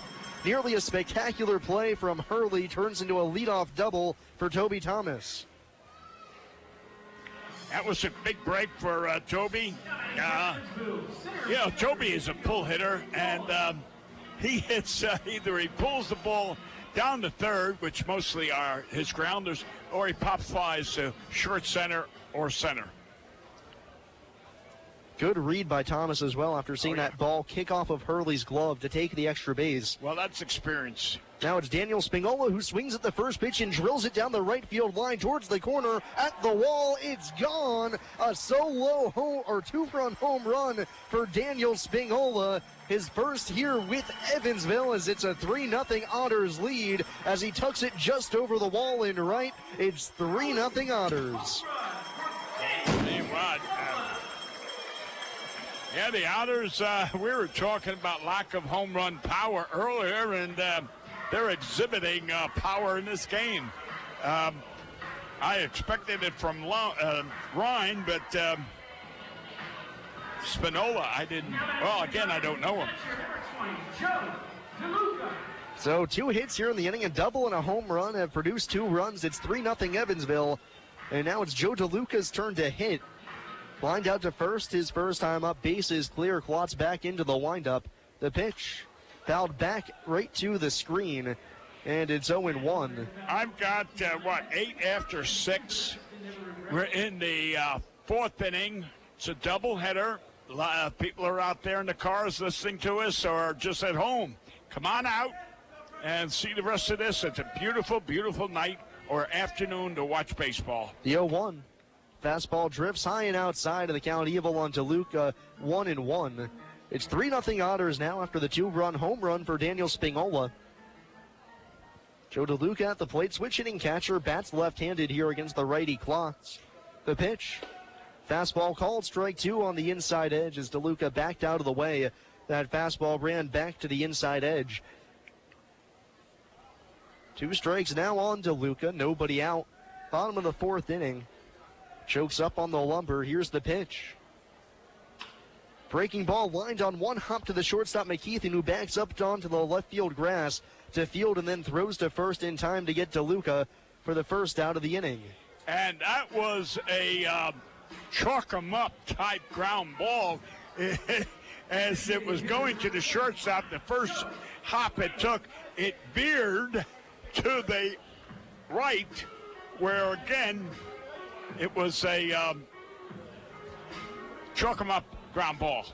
Off of the hands of DeLuca as he tried to fight it out into the outfield. But on one hop to the shortstop McKeithen. Now here's Joe Lytle. Launches a first pitch by and outside. It's 1-0. 1 out, bases clear. Lytle at the plate, left-handed batter. Klotz into his windup, the 1-0 pitch. Fastball once again misses the outside edge, and it's 2-0. It's 3-0 Evansville, bottom half of the 4th inning. Otters looking to snap that 5-game losing streak. 2-0 home to Lytle. Fastball just a bit upstairs as that one looked to have plenty of plate, but no call, and it's 3-0. I thought that was a strike, but again, I'm not the official umpire. The 3-0. That one's in there at the knees. Lytle taking all the way, and it's 3 balls and a strike. Joe popped out to short his first time up. Open stance from the left side. Klotz kicks and deals the 3-1. Fastball called, strike 2 on the outside corner as Lytle had already walked down to first and tossed his bat. He'll have to pick it back up and get back into the box. Count full 3-2. Sam, how many times have you heard me, this is your first year, but you heard me several times say, batters, don't do that. Don't call the pitch. The umpires goes right against you. Payoff pitch. Lytle chops it foul at the plate as that one's off his front foot. Have to walk it off, a little stinger.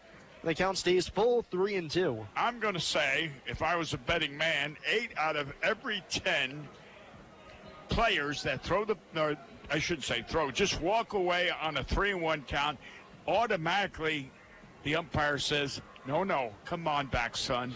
It's strike 2. So it's 3-2 on DeLuca, 3-0 Otters. Klotz wheels and deals the payoff pitch. Fastball high and away for ball 4. Lytle finally draws the walk. So trot on down to first for a reel this time. It's a 1-out base runner for Hunter Cullen. Lytle has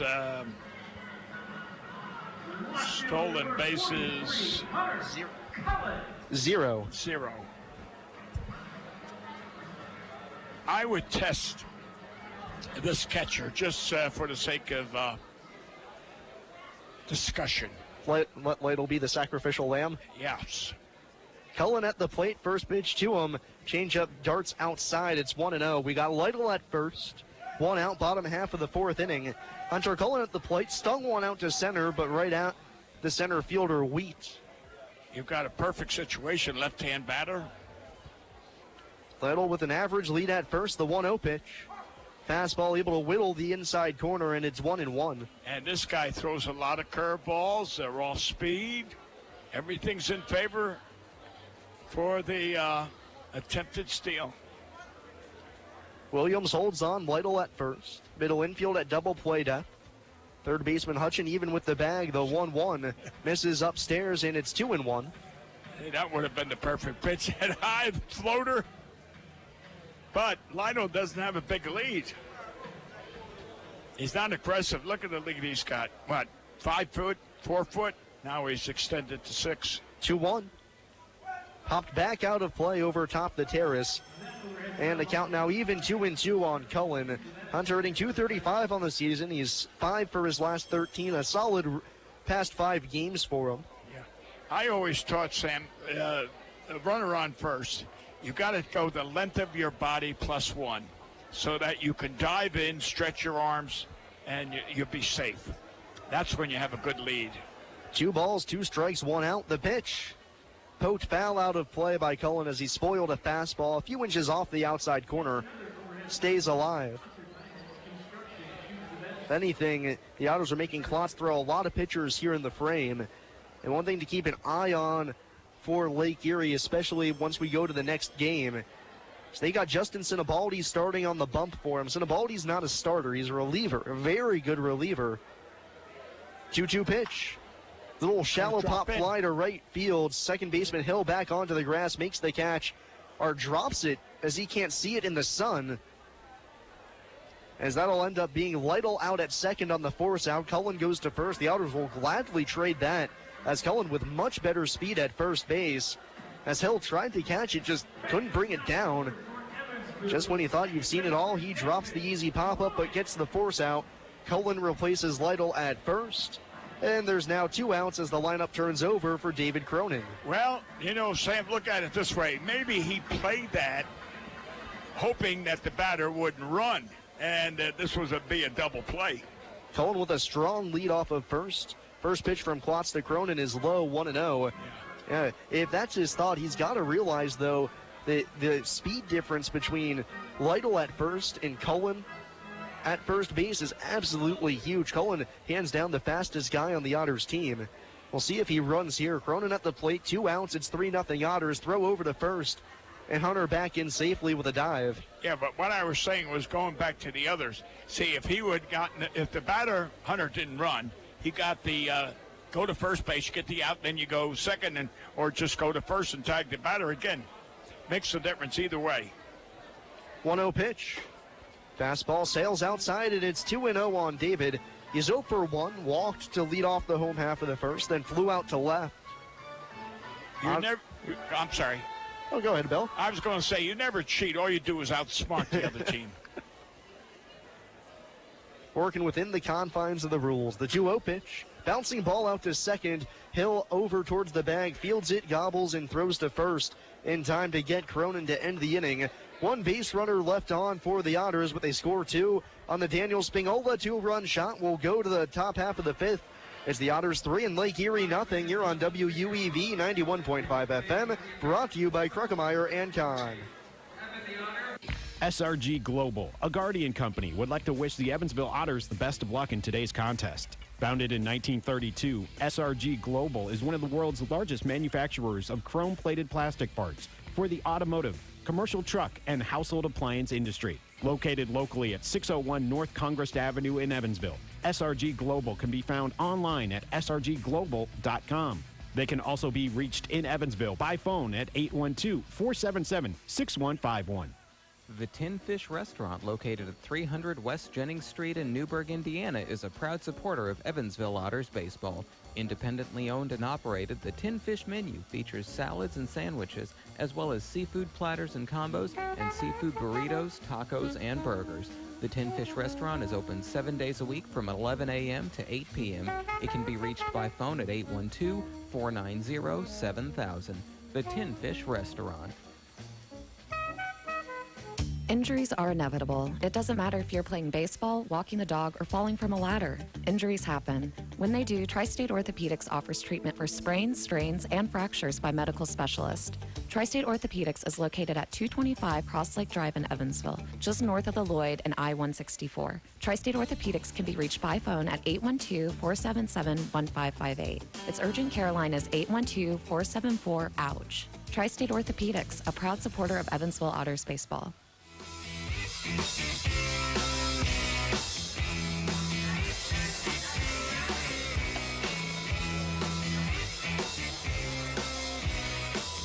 We go to the top half of the 5th inning, everything turning up roses thus far for the Otters, as it's 3-0 through 4 complete frames as we go to the top of the 5th inning. Austin Nicely back to work as he pitched around a jam last inning as he stranded runners at second and third.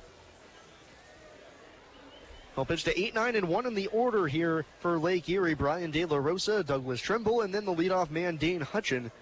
Right-handed batter De La Rosa digs in to lead it off and watches a first pitch slider miss inside. It's 1-0. Remember, fans, game 2 of the doubleheader will take place just 20 minutes after the completion of this first game. A 1-0 pitch is drilled in the air to deep center field. Spingola going back at the track at the wall. He can't make the catch as he crashes into the center field fence. De La Rosa around second, trying for third. The throw all the way there from Spingola, not in time. It's a leadoff triple for Brian De La Rosa off the straightaway center field fence as he clobbered that baseball and gets a triple to show for it. For him, that's his first 3-bagger of the year. I'll tell you what, he wasn't stopping. He was motoring, and when he hit second base, he had it in overdrive. I wasn't too happy at the way Spinola went after that ball. He kind of coasted and, just drifting back. He didn't have that aggressiveness, but he did show you a great arm. I'll tell you what, First pitch to the next hitter, Douglas Trimble, misses outside, 1-0. When you're throwing it from the 400-foot sign to third base and it takes one hop, that's a pretty good throw. Nicely from the full windup with the man at third. The pitch swung on and missed. Pulled a string on that one. Got him way out in front. And the count now even on Trimble. 1 ball and 1 strike. De La Rosa at third, representing the first run of the game for the Crushers. Nicely the full windup, the kick and the pitch. Ripped on the ground to third, backhand pick by Ryan Long, gets to his feet, throws to first, in time. A nice play by Long, as in addition he looked the runner at third, De La Rosa, back to the bag, so no run scores on the fancy pick by Long at his knees for the first out of the inning. Well, Sam, it's time to pat me on the back again. And I said earlier in the season, I wanted Mr. Long playing third base. I thought he was the best third baseman we had. They put him in left. He does a commendable job out there. but I think he's a better third baseman. Now Dane Hutchins swings away at the first pitch and hits it high in the air to pretty deep right center field. This will get the run home. Spingola, the center fielder, over into the alley, makes the catch. Tagging and scoring from third is Dade La Rosa, and the Crushers are on the board on the sacrifice fly. It's now a 3-1 game. Yeah. And attending tonight's game, sitting down there in the box seats right behind home plate, is the Honorable Mayor of Evansville, Lloyd Winnicky, and his wonderful wife, a beautiful wife, the First Lady. So they are, I have to say this, they are loyal fans of the Otters. They're out here an awful lot during the season. We appreciate their support. Now it's Aaron Hill who swings at the first pitch, pops it high in the air, third base side foul ground. Long a few steps in front of the bag, right next to the coach's box, makes the catch in foul territory to end the inning. But one run on one hit for Lake Erie as they try to claw back in this one. We'll go to the bottom half of the fifth. It's the Otters 3 and the Crushers 1 here on WUEV 91.5 FM, brought to you by Kruckemeyer and Kahn. I just love this place. And I just love that ring. It's gorgeous. Where did he get it? Kruckemeyer & Kahn, of course. For the engagement ring that will have everybody talking, look no further than Kruckemeyer & Kahn. With incomparable selection, quality, and service, Kruckemeyer & Kahn is the only choice for the ring that will last a lifetime. Kruckemeyer & Kahn, your lifetime jewelers. So, everybody's talking about the ring. Pretty great, huh? Pretty great. It's amazing. You gotta tell me, man. Where'd you get it? Kruckemeyer & Kahn, of course. For the engagement ring that will have everybody talking, look no further than Kruckemeyer & Kahn. With incomparable selection, quality, and service, Kruckemeyer & Kahn is the only choice for the ring that will last a lifetime. Kruckemeyer & Kahn, your lifetime jewelers. So let's see it. I absolutely love it. He did a fabulous job picking it out. I couldn't be happier. Well, I had a lot of help. I bet I know where it came from. Kruckemeyer & Kahn, of course. For the engagement ring that will have everybody talking, look no further than Kruckemeyer & Kahn. With incomparable selection, quality, and service, Kruckemeyer & Kahn is the only choice for the ring that will last a lifetime. Kruckemeyer & Kahn, your lifetime jewelers. Lake Erie gets one back on a sacrifice fly. And the Honorable Lloyd Winnicky gets a double advertisement. I'm really impressed that he was able to make it all the way back to the station at WUEV, do that hit, and be back here at the ballpark at the same time. Well, he used the helicopter, Oh, the city yeah. helicopter, yes. So Ryan Long leads us off here in the bottom half of the fifth inning. He's 1 for 1 on the day with a solo home run to right. You know, many, many years ago when I was scouting back in the East and I was in New York, and it was called Parade Grounds. That's where Joe Torre and Frank Torre and all played. And it was a Sunday afternoon. I was watching a ball game, and all of a sudden, here comes the police cars right out on the field. And first pitch to Long of the inning is a fastball that misses high and wide, 1-0. all of a sudden, here comes this helicopter and lands right on the pitcher's mound, and out steps the President of the United States. 1-0 pitch. Fastball can't find the inside edge now as Klotz misses, and it's 2-0. It was that president from Georgia that was the peanut farmer. Jimmy Carter. 2-0 pitch. Long with a big swing, but chops it off his foot up the first base line. 2 balls and a strike. Some action beginning down in the Lake Erie bullpen right now. I've had more run-ins with United States presidents. Would you believe that? Whether I was in Chicago with Bush or Reagan or Nixon. The 2-1. I used to run into President Nixon all the time up in, former President Nixon up in Shea Stadium. He was a very, very loyal New York Mets fan. I was very concerned that you're about to say I ran into him many a time at the Watergate. Oh, no. He was there, and George Bush, the father, was always at the Baltimore ball games. The 3-1. Long takes downstairs for ball 4. It's a leadoff walk, is a good sign for the Otters. Long on base for the second straight at bat. As he came into this game struggling mightily, he was 2 for his last 19. But a good start here today as it's a runner at first Nobody out, bottom of the fifth. It's 3-1 Evansville, and Travis Harrison striding in. I'll finish up. Every time George Bush went to Baltimore to see a game, we would have to go through one of those metal detectors. You couldn't get in unless you went up in the press box I'm talking about now. First pitch to Travis Harrison's roped in the air to left field towards the left field corner. Early onto the warning track, he makes the catch. As Long was all the way up to second, he'll have to race back to first, and he'll make it there with a slide. As Harrison lined that one to deep left field, but a little bit too much topspin. As Hurley gets back to the track in front of the wall towards the corner for the first out. I thought that was going out of here, to be honest. It was, I'm going to say, what, maybe 10-foot shy? Just a little bit too much topspin. Yeah. Couldn't it get kept that. Sinking. Instead of rising, it kept sinking. Yes. So Harrison the first out on a tough hit line drive. Now it's Jeff Gardner. He's 0 for 2, bounced into a double play to end the third. One out, runner at first. It's 3-1 Evansville. Right on left matchup, the first pitch. Swung on and fouled back out of play. Strike one on Gardner.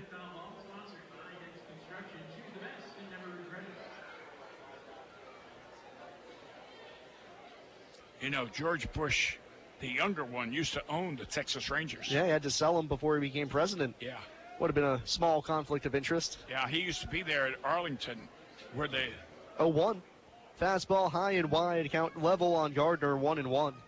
I tell you what, you'd be sitting there and down in Arlington, and a big temperatures would be up, sign up there in the center field, and it'd say it's 101, and yet it was beautifully cool. The pitch, breaking ball down and in on the back foot of Gardner. He lays off. It's 2-1. It might have been 101 temperature, but it was not hot. And people also forget George Bush, the senior. He played baseball at Yale. First baseman. Yeah, first baseman for a Yale, very good Yale ball club that I believe went to the College World Series. The 2-1. Fastball sinks down and outside. 3-1 on Gardner as Klotz losing a little bit of command here in the frame.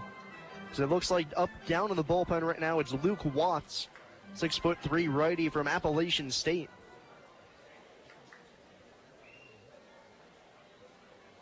The 3-1 pitch. Popped foul over the backstop, out of play. Gardner went out of fastball around his letters as he turned to the home plate umpire, Drew Ashcraft, to ask if that was in the strike zone. And the count full 3-2. Long at first base. We'll see if he runs. One out, bottom of the fifth inning. Otters lead trimmed to 2 after the sacrifice fly for Lake Erie in the top of the frame. Throw back over to first, and Long flops back onto the bag. Let's see. Long got 5 stolen bases. Also, unfortunately, has been caught 5 times. He's going. Payoff pitch, he stays put. Gardner hits it high in the air to deep right center field. Trimble back over towards the alley at the wall. He reaches up and makes the catch as he bangs into the SRG Global sign. Long hustles back into first base as the throw from Trimble all the way back in rolls to the first baseman Williams. Back-to-back hitters for the Otters flying out to the warning track, and there's 2 away in the inning. How many times are you going to see that in a game that you watch? 1,000 baseball games. I don't think you'll ever see that again. Back-to-back batters hitting balls up against the fence. And I think manager Cam Roth has seen enough from his pitcher Mason Klotz, not want to risking it on the third batter, possibly hitting one out. So Klotz's day is done. We'll have a pitching change. We'll be back. It's 3-1 Evansville on WUEV 91.5 FM, brought to you by Kruckemeyer and Kahn. GD Ritzy's is a proud supporter of Evansville Otters baseball. GD Ritzy's menu features hamburgers, grilled chicken sandwiches, old-fashioned peanut butter and jelly, and ice cream. With 3 Evansville locations: west at 4810 University Drive, on the north side at 4320 North 1st Avenue, and on the east side at 601 North Green River Road. GD Ritzy's is open from 10 a.m. to 10:30 p.m. Sunday through Thursday, and 10 a.m. to 11 p.m. on Friday and Saturday. GD Ritzy's, a proud supporter of the Evansville Otters. The Pizza Brick Road always goes to Tyroni's. I'm in the mood for pizza and I'm ready to go. The Pizza Brick Road goes to Tyroni's. So follow me down the Pizza Brick Road. Road down to Tyroni's. The Pizza Brick Road. The Pizza Brick Road always goes to Tyroni's. Hi, I'm Bill Morgan of Bill Morgan Roofing and Construction. I've built a reputation of doing quality work that will stand the test of time. We didn't get here by knocking on doors, talking gibberish, or trying to be the lowest bid. You don't like to be sold to, and that's not what we do. My philosophy is simple: treating your home like it's my own, from start to finish. For roofing, gutters, siding, give us a call at Bill Morgan Roofing and Construction. Roofing the right way. 812-499-5892 or BillMorganRoofing.com.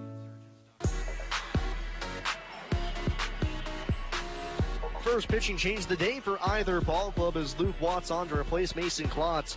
It was a very weird ball game. 4 2/3 innings, allows 3 hits, walks 4, strikes out 3, on the hook right now for 3 runs, but responsible for the runner at first, Ryan Long. And Klotz's 3 strikeouts, all of them came in the first inning. They were all in a row, as after that he couldn't miss another bat. And coming on to pitch is Luke Watts for Lake Erie. He's 0-1 with a 3.52 ERA. It'll be his 7th appearance, 7 2/3 innings, 7 strikeouts, 3 walks, 7 hits. His first assignment is Toby Thomas. Toby 1 for 2 on the day, doubled and scored, leading off the 4th on a nice hustle play. So a little pop fly to left field that dropped in that he took an extra base on. Now it would be nice if he puts one not up against the fence, but over the fence. That one that Gardner just got robbed of, got to be 390 feet. Long still at first, 2 outs. It's 3-1 Evansville. First pitch. Watts yanks a fastball down and away. It's 1-0. Watts, 6'3", 220-pound righty from Appalachian State. Or is it Appalachian State? Tomato.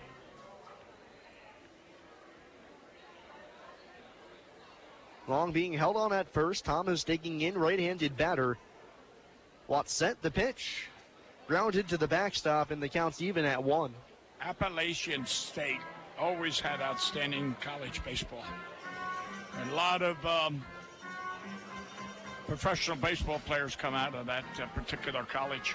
And Appalachian State known also for its extremely dominant football program. That I believe, I can't remember when it was now, when they toppled Michigan at the Big House. One of the biggest upsets of all time, FCS versus FBS. The 1-1 pitch. Breaking ball down and outside. Thomas lays off as he doesn't chase. And it's 2-1. Now, you look at Toby, where he stands. He's got to be, I'm going to say, at least 28, 30 inches away from that plate. 2-1 delivery. Down in the dirt, off the catcher De La Rosa to the backstop. Long advancing up to second. He'll take a peek as he rounds second base, but will hold up there. The wild pitch allows him to snare an extra base and get into scoring position for Toby, who's now got a 3-1 count to try and do some damage.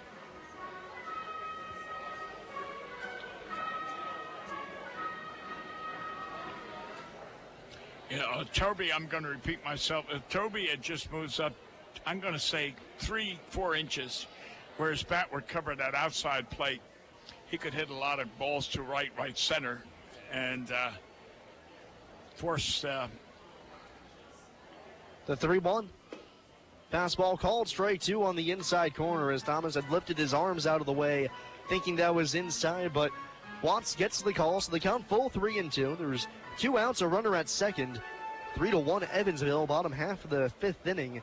First game of the Twin Bill here in what will end up being a 4-game set between Lake Erie and the Otters here at Bosse Field during the midweek days.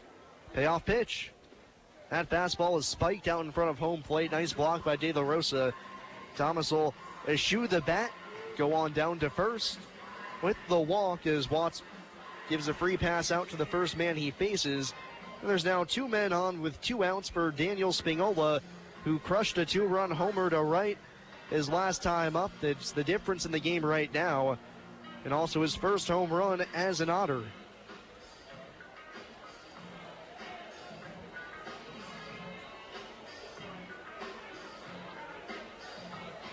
Now, what kind of signs could the catcher be given with 2 outs? Potential double steal. They want to go for the trail runner as opposed to the lead, perhaps. Well, that's good. That's why I recognize your insight. First pitch to Spingola, chopped up the first base line. That's foul, and it's 0-1. Because I remember learning something once upon a time. I don't remember where, or if I was just watching a game and an analyst said it, but that almost always on a double steal for a catcher, your best option is usually actually not to go for the runner at third, but to go for the trail runner. That's right. Because a lot of times they're not either there wasn't a sign put on and the runner at second's going on his own, so they watch the runner and then go. So their jump is later, and normally they're not the faster guy because you're stealing third base, you're fast. And you're forgetting one important aspect, and that is the pitch. Misses outside, 1-1. They're assuming the catcher's going to throw to third, so they glide in the second. They don't run as hard as they should. They're thinking, hey, he's going to go to third, and therefore that's why they're out. And you can get caught up watching the play as well. That's another thing. You're right. You see the runner heading into third, and like you said, if you think that they're going to throw the ball to third, you're watching, trying to see what play is going to happen. 1-1 pitch to Spingola. Flare down the left field side towards the corner. That ball's going to drop in fair and go to the corner. One run's going to score. To third goes Thomas. He'll stop there. Spingola glides into second. That's an RBI double as he picks up RBI number 3 on the day, and it's 4-1 Evansville. And he had 1 RBI coming into the game. Now he's got 4. And this was what his... Today is his 4th ball game. Yeah, 5 hits already as well. First double for him. So left fielder Hurley actually did a fantastic job getting over to that ball. He got to it in the corner, stopped it from getting to the wall, got it back in quickly. And Thomas, with very below average foot speed, can't score from first. So it'll be up to Joe DeLuca to try and extend the lead. It's now 4-1 Evansville. Runners at second and third. The pitch, line to the shortstop and over his glove and on into left center field. That's a base hit. 2 runs are going to score. DeLuca with a wide turnaround first, but he'll stop there. The Otters pouring it on here in the bottom of the 5th. It's a 2-run single for Joe DeLuca, and it's 6-1 Evansville. This is when the manager thinks to himself, did I yank the pitcher too quick? So many times you're dissatisfied with your pitcher, and you bring in a relief guy, and he's worse, or worser. So 3 batters faced for Watts, 3 base runners, a walk, a double, a single, and it's now 6-1 Otters, and here's Joe Lytle, left-handed batter, 2 outs, bottom of the 5th. It's 6-1 Evansville. The first pitch. Off speed, down and away. Lytle ahead in the count 1-0. Joe walked his last time up. 0 for 1 on the day as he popped out to short his first time up.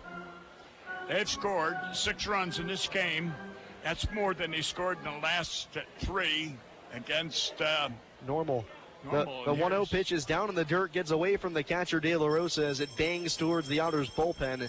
Up to second goes DeLuca, another runner in scoring position, as another single could extend the Otters' lead even further.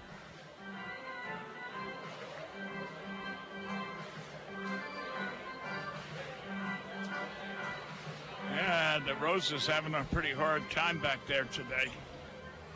The Otters coming into this game over their past 5 games, which comprises their entire losing streak as a team, were hitting .212.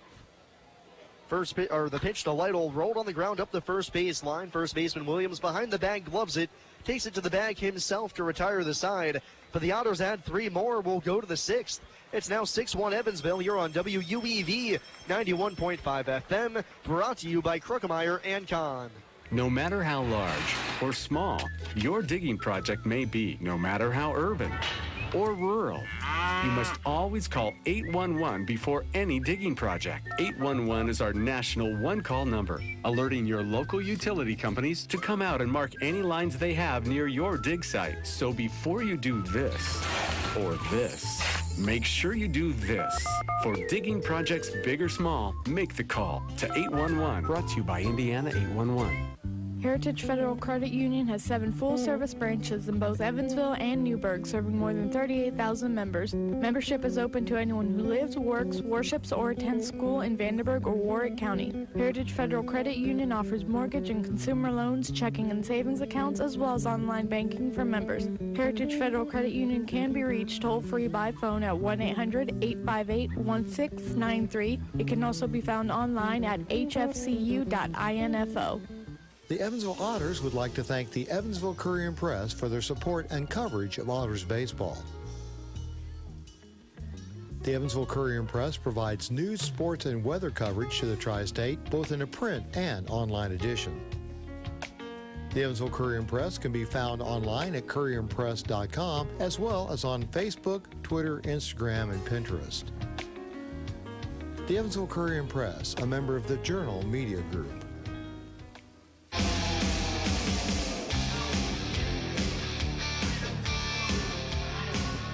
So we go to the top half of the 6th inning. The score is now 6-1 Otters, thanks to a combination of Daniel Spingola and Joe DeLuca. 3 RBIs in the frame, and it's now 6-1 Evansville, and it's actually been about 2 weeks since the Otters had scored 6 runs in a ball game. That actually came against these very same Lake Erie Crushers back on July 4th. The Otters put up a 7 spot to take the victory from Lake Erie. It's been all the way since then, since the last time this Otters offense really exploded. And Austin nicely back out to the mound here for the 6th inning. He's been good through the first 5. 3 strikeouts for him. 5 hits allowed as well, as it'll be the middle of the order. Cody Lenahan leads it off. Nicely's first pitch. Fastball can't find the inside corner. It's 1-0. And Lenahan's got a perfect day. Base hit and a walk. Left on left matchup. Here's the 1-0. Swung on and missed. A sharp slider gets on by Lenahan, and the count's even at 1.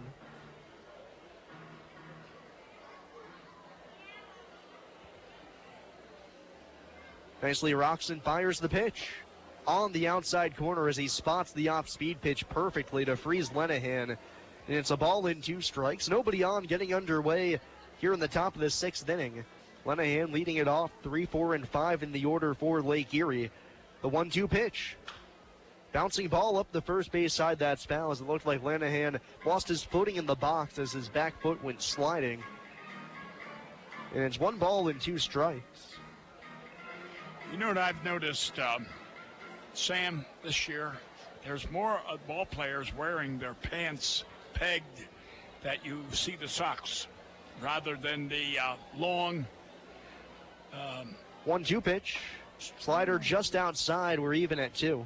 Yeah, what would you call those ones that Nicely's wearing right now? Just long foot-length pants. Foot length, okay. Now they're pegged, so the way they're supposed to be. 2-2 pitch. Swung on and missed. And Lenahan chases the high fastball as he goes down swinging. That's the 4th punch out of the game for Nicely. And there's 1 out here to open up the top of the 6th. I like the nice change as well, just because whether or not you think, old school baseball, whatever, what have you, I just personally think uniforms look better with the high socks. The color of them just complements the uniforms really nicely. Yeah, like Toby out there. You look at him right now. First pitch to the next hitter, Joel McKeithen, is flown foul out of play on the right field side, especially like you mentioned, Toby's stirrups. I'm fine with Lake Erie stirrups. I like the way they look, white sanitary purple stirrup sock. 0-1 pitch to McKeithen. Change up just a touchdown low, and it's even at 1. But for me personally, I love the tri-colored stirrups. If you get a couple different stripes on there that complement the rest of the uniform, it can be a really nice look. The 1-1. Bouncer back to the mound. Nicely lets it by, though, to give it to the shortstop, Thomas, who charges, fields, and throws just in time to get McKeithen 6-3 on the putout. And there's 2 away here in the top of the 6th. Yeah, and getting back to the pants, like you said, we wore sanitary socks under the stirrups, whereas most of the socks that the players are wearing today, if they're wearing any, they're like stockings, long stockings. And if you got spiked, you might get blood poison. That's why we wore the sanitaries. 2 outs, nobody on. Here's Dustin Williams, swings at the first pitch and lines it foul on the right field side. And now, are you going to ask me, did I ever get spiked? You better believe I did. How many times did you spike somebody? Oh, many. I used to love to play Zorro. 0-1 pitch to Williams. Tapped foul. The play is that's off his upper body in the box, and it's quickly 0-2. 2 outs, nobody on base. Top of the 6th inning, it's 6-1 Otters as they look like they're well on their way to snapping this 5-game losing streak, which constitutes the longest such stretch they have had this season. 1-2 on Williams, left-handed batter. The pitch misses inside underneath the hands of Williams, and it's even at 2. Williams just a 190 hitter, 2 for his last 14. Nicely's pitch. Swung on and missed, make it 5 for Nicely through 6 innings. He's only given up 1 run as well. We'll go to the bottom half of the 6th. It's the Otters 6 and the Crushers 1 here on WUEV 91.5 FM, brought to you by Kruckemeyer and Kahn. I just love this place. And I just love that ring. It's gorgeous. Where did he get it? Kruckemeyer and Kahn, of course. For the engagement ring that will have everybody talking, look no further than Kruckemeyer & Kahn. With incomparable selection, quality, and service, Kruckemeyer & Kahn is the only choice for the ring that will last a lifetime. Kruckemeyer & Kahn, your lifetime jewelers. So, everybody's talking about the ring. It's pretty great, huh? Pretty great. It's amazing. You gotta tell me, man. Where'd you get it? Kruckemeyer and Kahn, of course. For the engagement ring that will have everybody talking, look no further than Kruckemeyer & Kahn. With incomparable selection, quality, and service, Kruckemeyer & Kahn is the only choice for the ring that will last a lifetime. Kruckemeyer & Kahn, your lifetime jewelers. So let's see it. I absolutely love it. He did a fabulous job picking it out. I couldn't be happier. Well, I had a lot of help. I bet I know where it came from. Kruckemeyer and Kahn, of course. For the engagement ring that will have everybody talking, look no further than Kruckemeyer & Kahn. With incomparable selection, quality, and service, Kruckemeyer & Kahn is the only choice for the ring that will last a lifetime. Kruckemeyer & Kahn, your lifetime jewelers.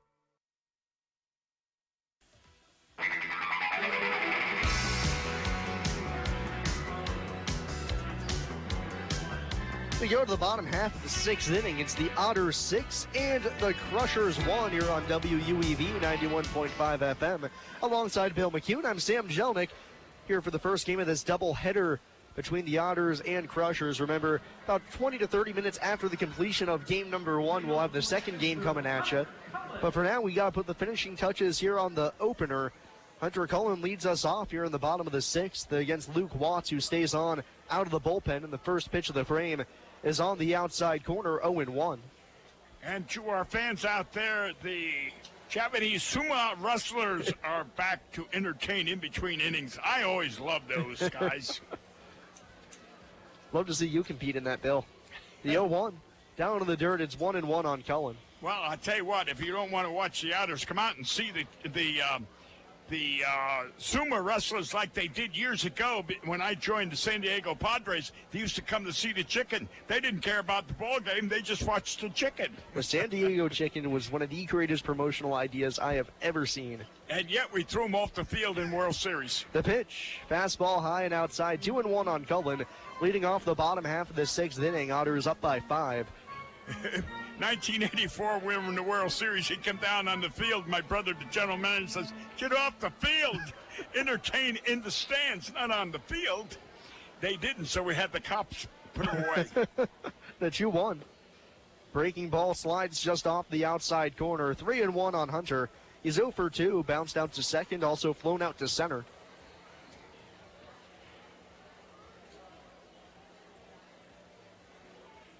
On deck, David Cronin representing the top of the order.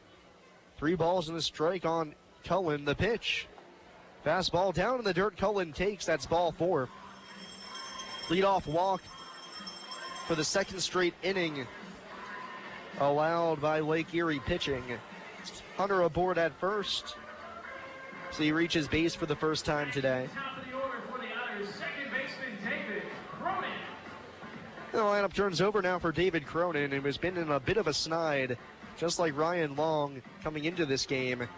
David 3 for his last 19 now, as his average has dipped below 300 for the first time in about a month. Well, you notice that the shortstop's playing him, shading him to second, leaving a big gap. Because, again, Cronin's a pull hitter. He hits everything to center or to right field.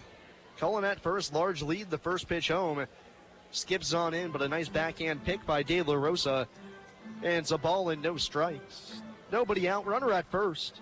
Otters leading by 5 runs here in the first game of 2 at Bosse Field. Cronin likes to bunt, and this would be the perfect. Look at the third baseman playing him way back, and it's a perfect time for him to get a base hit. Not for sacrifice, but a hit.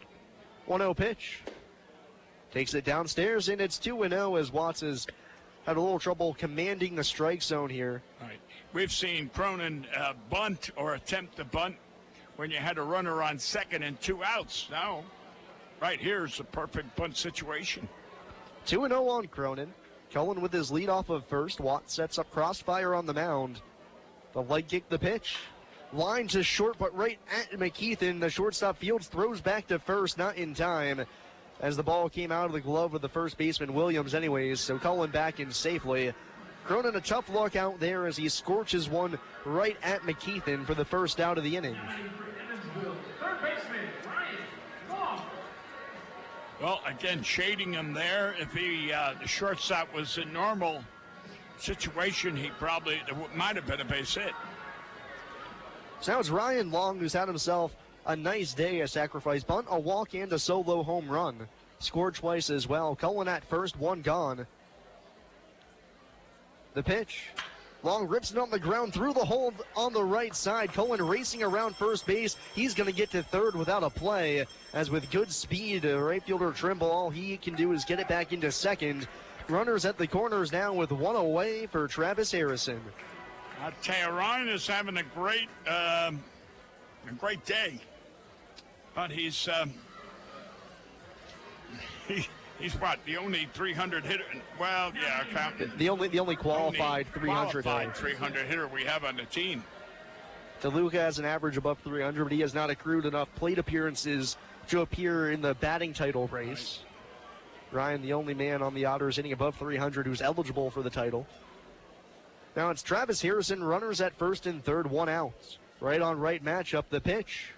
Breaking ball hit in the air to center field. Center fielder Wheat started in, but now backs up a few steps. Hunter tags from third. He'll come home and score without a play. It's a sacrifice fly for Travis Harrison, as I'm sure he would have liked the hit, but he'll take the RBI. And now it's a 7-1 Otters lead. The old adage of get him on, get him over, get him in. The Otters execute to perfection. That's like apple pie, baseball, and Chevrolet. Yeah. Something like that, yeah. That was before your time. Oh, just a little bit. So now with 2 outs, it's Ryan Long still at first base. Jeff Gardner stepping to the plate. 0 for 3 in this ball game. Looking to get it going, though, after drilling one to right center field for a deep fly out his last time up. There's 2 gone. Right on left matchup, the pitch. Fastball sinks down low. It's 1 ball and no strikes.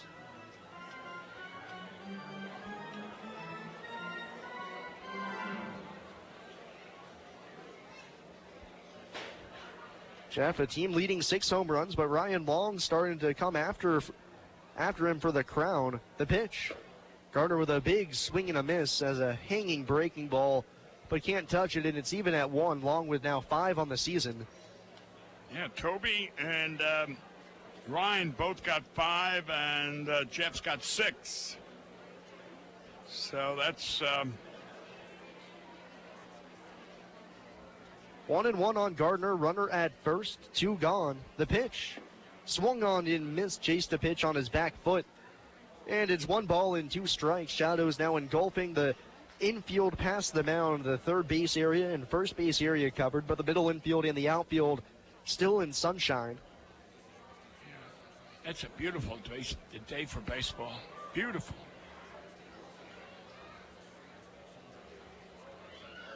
1-2 delivery. Gardner watches it down low as a good take. The count now even at 2 apiece. Nobody warming up in the Otters bullpen, so Austin Nicely is going to try and go out and finish off the complete game in the 7th inning. Oh, I think he should. He's got enough cushion. His pitch count has been in supreme control today as well. Break-even pitch. Gardner ropes it on the ground right to the second baseman, Hill. Fields it up, throws to first in time to get Jeff, and the inning is over, but the Otters add one more on the sacrifice fly. We'll go to the 7th and final frame. Austin Nicely tries for the complete game here on WUEV 91.5 FM, brought to you by Kruckemeyer and Kahn.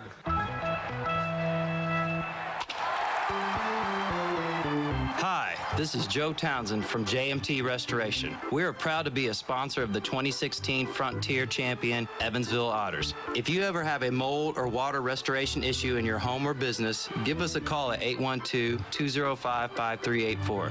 JMT Restoration Service, where professional work meets affordable pricing. Remember, go Otters! This Evansville Otters broadcast is made possible through support from New Image Travel. New Image Travel provides motor coach charter service to the United States and Canada with pickup within a 150-mile radius of Evansville. A full list of New Image Travel's offerings can be found online at newimagecharter.com. New Image Travel can be reached toll-free at 1-800-432-6213. New Image Travel, a proud supporter of Evansville Otters baseball. The Tri-State Area Marathon service stations are proud supporters of the Evansville Otters. Marathon has over 5,100 Marathon-branded stations nationwide, and a full list of area Marathon stations and a list of daily gas prices are available online at mymarathronstation.com. Marathon provides products which support commercial, industrial, and retail operations. Marathon's slogan is Fueling the American Spirit.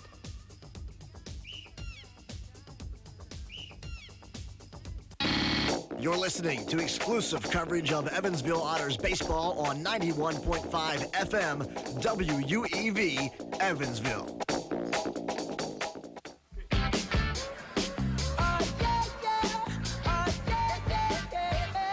We go to the 7th inning. It's Evansville 7 and Lake Erie 1 as Austin Nicely tries for the complete game here in the first game of the doubleheader. Sean Hurley leads it off. It'll be 6, 7, and 8 in the order. Nicely's first pitch is chopped foul down the third base side. It's 0-1. Okay, just a little side note for our fans listening. The Otter Bells, I tell you, this year they're more entertaining. They got the Rockette dance, where they kick the leg high in the air. I'll tell you what, that's entertaining. 0-1 pitch, change up downstairs. Hurley checks his swing on the appeal. They say he held up in time, so the count's even at 1. Otters leading by 6 runs, looking like they're going to be able to snap this 5-game losing streak. 1-1 pitch.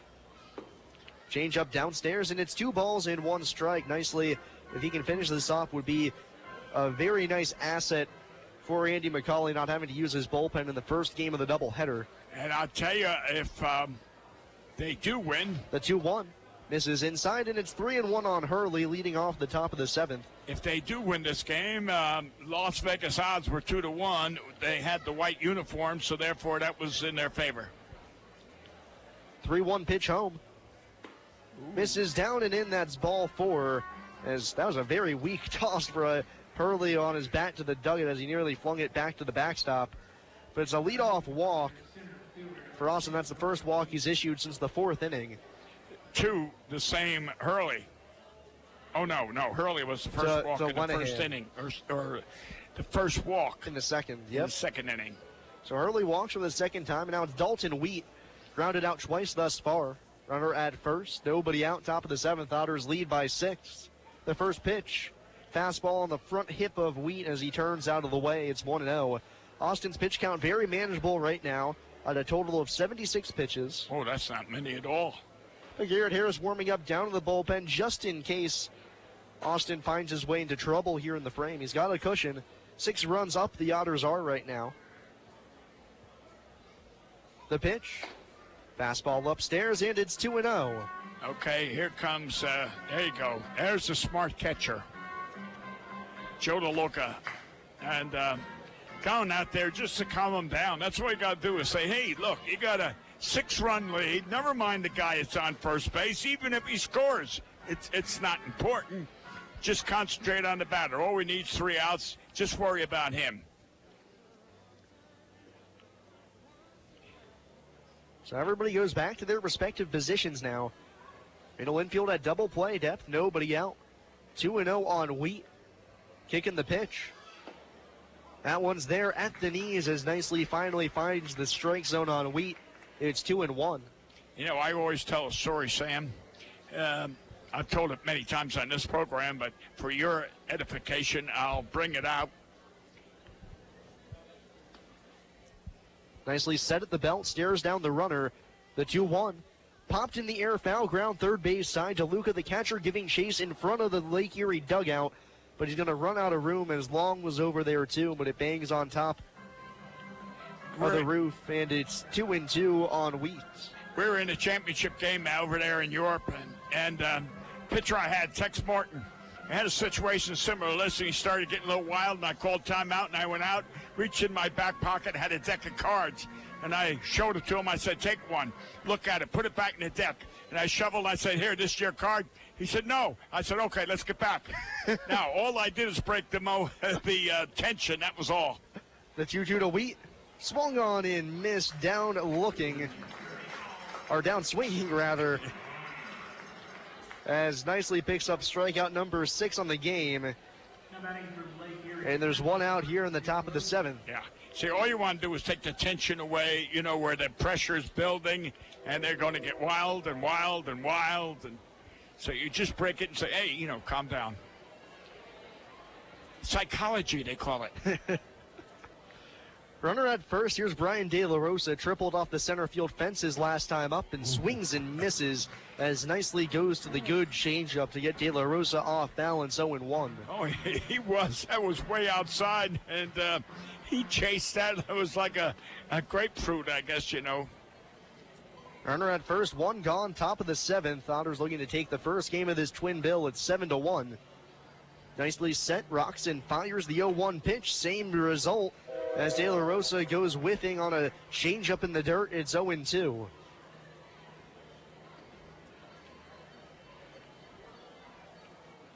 He's got him leaning. We'll see what he goes with here, if he wants to bust him in with the fastball or triple up on the changeup.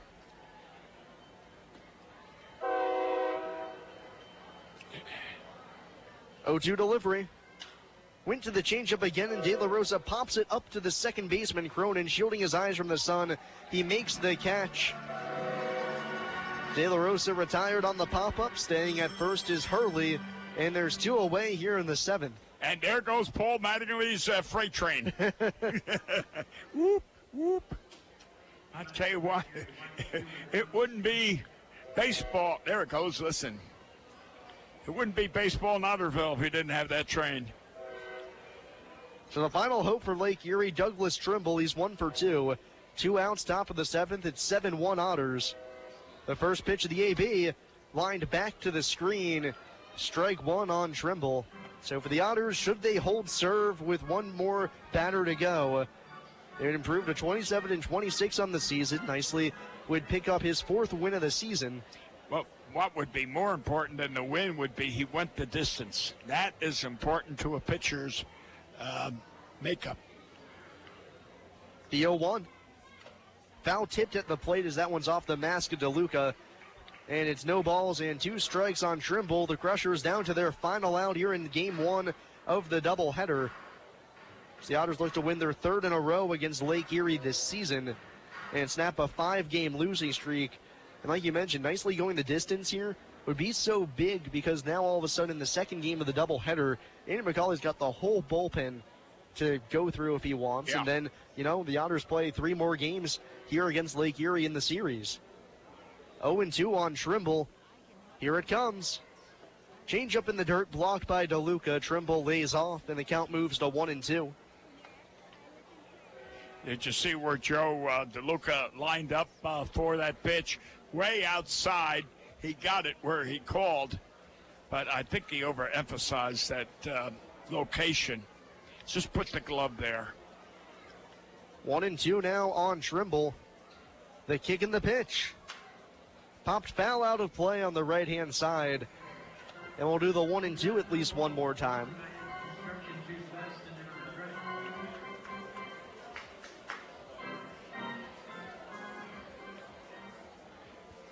On deck, Dane Hutchin, the leadoff man if we get there.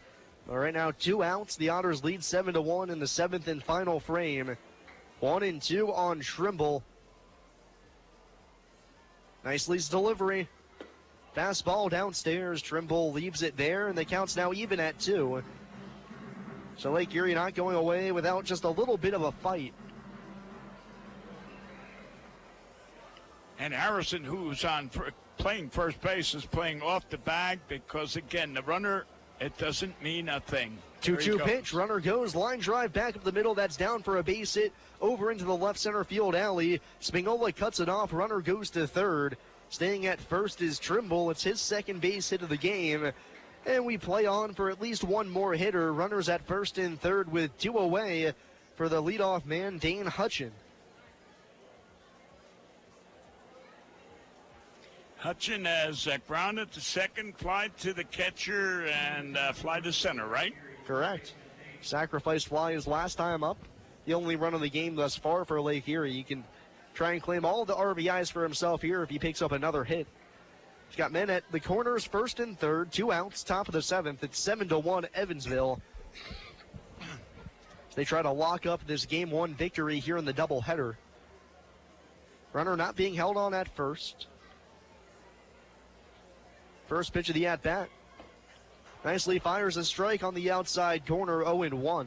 And Cronin's over there on second base using his right hand to shade the sun.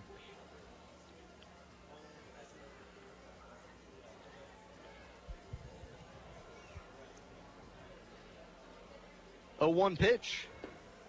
This is downstairs as Hutchin lays off. The count even at 1. It's once again warming up in the bullpen. Garrett Harris, as I feel bad for him at this point, having gotten up and down so many times. Right. If I was nicely, I'd just throw him sliders. Throw this guy just sliders and get him out. Nicely ready at the belt. Cranks and fires the 1-1 pitch. Hit high in the air to deep right field. Gardner going back at the track in front of the wall. He puts it away as it had just enough hang time for Gardner to get back and make the catch. Nicely had to hold his breath for a while, but this one is over. It's a complete game win for Austin Nicely as the Otters top the Crushers 7-1 here in the first game of the doubleheader from Bosse Field. And Bill, just a nice solid win for the Otters. They snapped their 5-game losing streak. Really all facets of the game just worked today. Well, what I liked was the offense. You had... You got a double from Spinoli. You got a double from Thomas. You got a home run from Long. You got a home run from Spinoli. And what else do you want? They drove in the runs, and you had DeLuca, getting that base hit that drove in too. So, insofar as you had timely hitting, and that's what you needed. Yeah, so the Otters, they'll take a short break right now, as will we, as the Otters take the first game of the doubleheader. We'll have the second game of the Twin Bill in just about a half hour or so, as we'll return you to scheduled programming for now and be back with the second game of the doubleheader. Your final score here from Bosse Field in Game 1 of the Twin Bill. It's the Otters 7 and Lake Erie 1. You've been listening to Evansville Otters baseball here on WUEV 91.5 FM, brought to you by Kruckemeyer and Kahn.